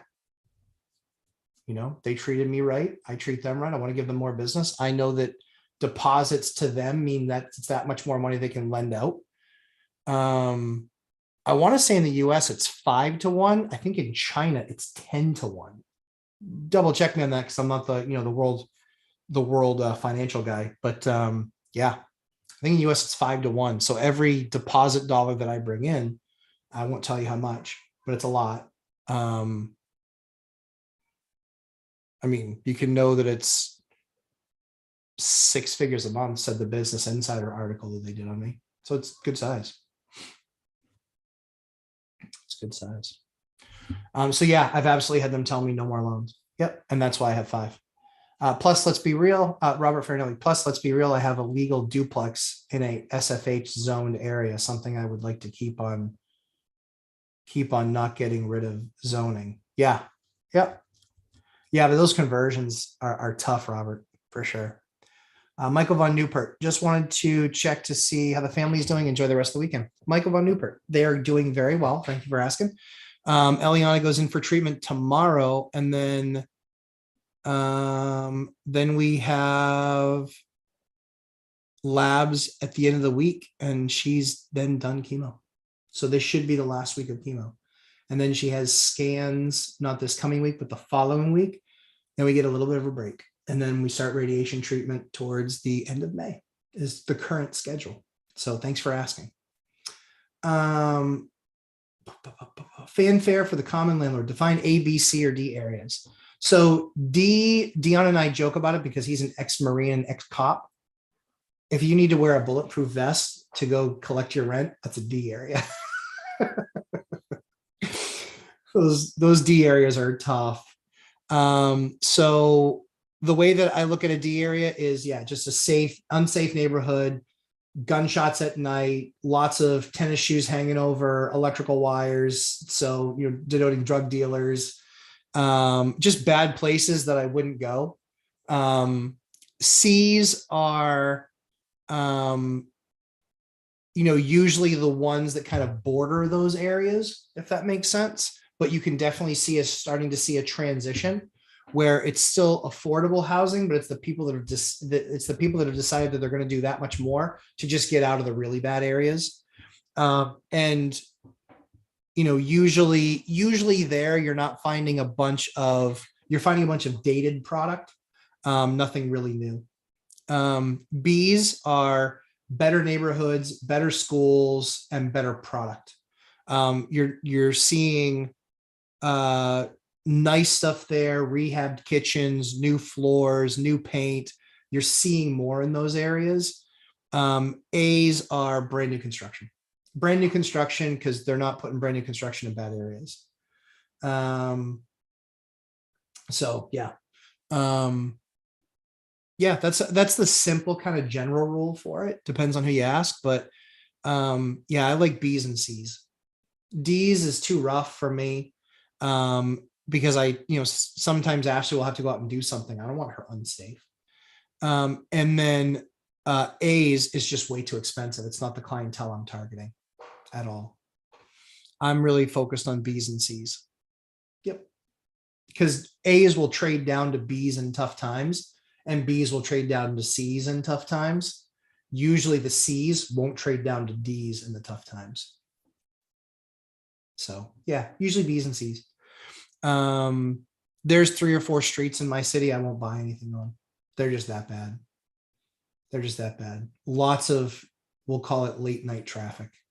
Won't invest in those areas. And you see a discount on those properties. People from outside invest there and then they're sorry. And then the stuff is usually, I call it a 2-year owner rental. They buy it, they have it for 2 or 3 years, and then they sell it because they're like, yeah, screw this. I do own stuff though, 4 blocks from there, 4 and 5 blocks from there. It's good. It's good C quality, or B quality stuff in a C neighborhood. And so it's always rented. It always does really well. So yeah, that's the best explanation I can give. Jeremy Kirkwood, doesn't seem to be much of an issue that there was an addition in 1978. Garage makes a ton of sense now. Probably just ignore it and use the dehumidifier. Not a big issue. Just had ground thaw with rain. Yeah, totally get that. Yeah, dehumidifier, if all you're getting is that spotting. The other thing you can do too is you can actually just with a like a boat brush, you can also scrub it down just so it doesn't have that like line scale. So you can do that too. I've done that in a couple of places. Yep. Robert Farinelli, did you do deals with St. Mary or Granite State Credit Union? Not on, did deals with neither. Did talk to St. Mary. They're like one of the oldest banks in the country, and they were a nightmare to deal with. Just way too much paperwork. I get that they're super conservative, all good, just not a fit for me. And I'm not looking for the bank that's not conservative. I'm looking for a common sense bank that just is more reasonable with the type of paperwork they're asking for. And I wanted somebody that was far more local. St. Mary's is really mostly out there. There's not a lot of them here on the seacoast. Shamir Bless, how do you feel about RE investors stop investing in solid assets and invest in funds like Cardone Capital and Fundrise for now because of the current market? So I think a lot of those deals are losers with those bigger organizations, because I think that they're going to have to refi debt. And when they have to refi debt, there's probably going to be a problem. I just think that debt structure is the most important thing. And so for me, I've been asked to syndicate. I won't do it. Number one. Number two is I wouldn't invest in a syndication for me. It really would depend much more on, because I think that debt is the issue with those syndications. And I think that the debt structure that's available to us now is not particularly strong. So that's just me. That's just me. Because all that stuff always has to refi. So yeah, not something I'm an investor in. Robert Farinelli, thinking about opening an account with one. Yeah. Yep. Yeah, I think St. Mary's is a good bank. And it might make sense based on where you are, because they're big in the Manchester area. They're good. LV Teach Me. Sorry, I didn't know about your daughter's health status. Blessings. Oh, thank you very much. I appreciate that. Yeah, it's been a long road. We got on that path Labor Day weekend of 2021. And so we've been quarantined for 8 months, almost 9 months. And so I'm really ready to be off of quarantine and take my kids out for some fun stuff because we can't go in stores. We can't go in, uh, playgrounds inside. We can't do any of the fun stuff that a lot of, that I like to be able to take my kids to do. So yeah, just kind of is what it is. But yeah, we're blessed. We're just super blessed. We've been blessed with this entire process and grateful that we're getting the results that we're getting. And I mean, with an 8% diagnosis, 8% chance to live, and she's now just turned a year old. We are very blessed to have gotten a miracle. So yeah, and it's been a long year, but excited for us to see the light at the end of the tunnel and starting to come down to a close. Running Aces. I don't know if you can talk about it or not, but what was your experience with the rent moratorium? Yeah, sure, I can talk about it. Did a lot of your tenants stop paying? We are worried about it in the future if we become landlords. Yeah, I totally get that for sure. So I had 98% of my tenants pay rent.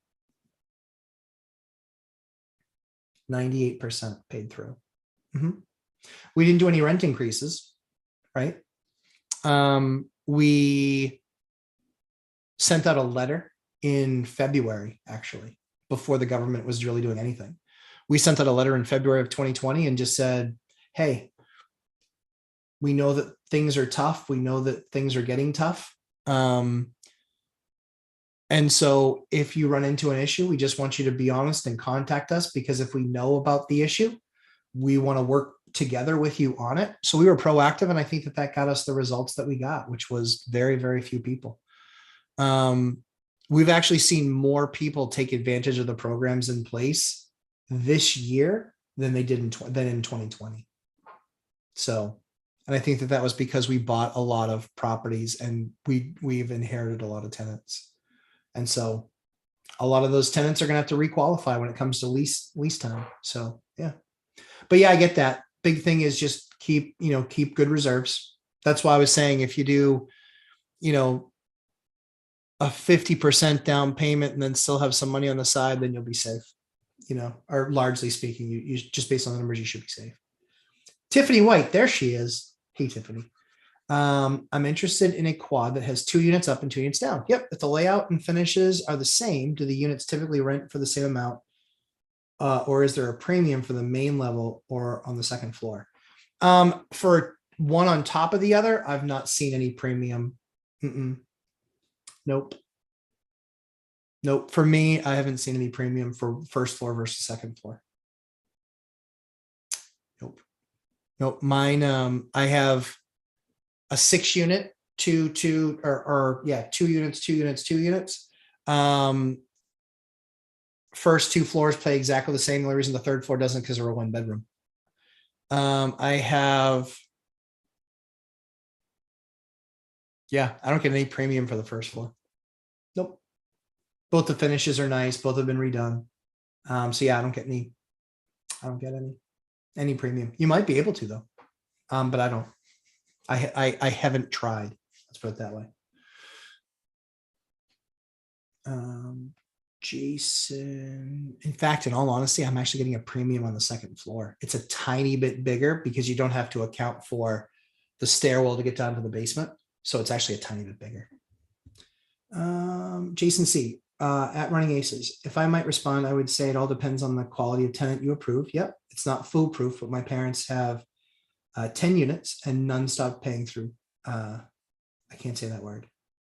Believe it or not, you get flagged. But yeah, through the health issue. Yep. Yeah. A lot of people didn't. I know somebody that has a very stringent process for approvals. They have hundreds of units. They had 1 person who didn't pay. Yeah. It's more of an issue now because the funds are still available and the bar was lowered so much for what was acceptable. There's a lot of people getting funding now that really shouldn't be getting funding. There's a lot of them. Yep. Robert Farinelli, how long is rental assistance taking for you? I think someone who applies now is not seeing a check for 6 months. I just turned in paperwork for a tenant who was approved and they said 6 to 8 weeks. Mine's much faster. Stratford County did a much better job than everybody else in the state, getting things processed and getting them through. Yep. I just got one that was sent in 2 weeks ago. Yep. Check will be there Monday or Tuesday. So yeah, much faster. Nope, not Southern NH Services. Nope. That's Rockingham County. I'm going through Stratford County. Stratford Cap has done a better job than every other division. Yep. We actually helped them. We had a number of units that we had in the building where my experience in working with them has been great. They've been fantastic, responsive, helped with any issue that a tenant had or that a tenant was creating. And so they've been great. So yeah, Stratford County, Stratford Community Action Partnership. They were fantastic. The entire staff there has been amazing. Yep. Yep. They've blown the doors off of the rest of the state. Yep. Abby, she's spectacular. And Lauren is amazing, amazing, unbelievably responsive. Always lets us know when there's an issue. Always works with us to resolve the issue. Just awesome. She's been amazing, amazing. She's such a hard worker, always available. There are not enough nice things that I could say about these folks. They've just been spectacular. And yeah, it's probably the exact opposite of what you're going through. Yeah, it is. Yep. The other parts of the state have not done very well. Other states have done a abhorrent job. I think California is less than 18% deployed dollars. Think about that. Less than 18%, 82% to go. And they've had the money for over a year. That's a little bit embarrassing. Yeah, getting through to them is a challenge just because of volume. But yeah, Stratford Cap has done a phenomenal job of how they structured it. All right, guys. Hey, if I helped you at all today, please give me a like on the way out. I'm going to go spend some time the rest of the day with my family. I'm starving. So, but thanks for coming and hanging out with me. It was an awesome time, total blast. For the new folks that joined today, I loved having you. Come back next week. Let's hang out. We'll get some more questions answered and see some awesome stuff. To all the new folks, Jason C. Yeah, there's a whole list. Jason C. LV Teach Me. I know I'm going to forget some, so I apologize. Dion's not new. Running Aces, awesome to have you. Ryan Allen, awesome to have you. Isaac Ronning, awesome to have you. So great that you guys came and hung out with me. And Junior Rizzardi. And then all the regulars, Tamika, Robert, all you guys, Rich Boudreau, all you guys, Chris Miller. Just awesome that you guys came to hang out. Anna Kay, Dion Talk Financial Freedom, my buddy. So yeah, super excited. Thanks for coming. Hope you guys have an awesome rest of your week. And like I said, on the way out, give me a like if I helped you at all. Yeah, this is fun. Big week this week, actually. Yeah, you're going to see a video from me this week. I'm trying to get it out there. Game changer for you guys. It's going to be a total game changer. I have used this now for a couple of weeks and really good. It's been really good. So yeah, love it. I'll bring this idea to you guys this week and have an awesome week. Appreciate you folks. Take care. God bless.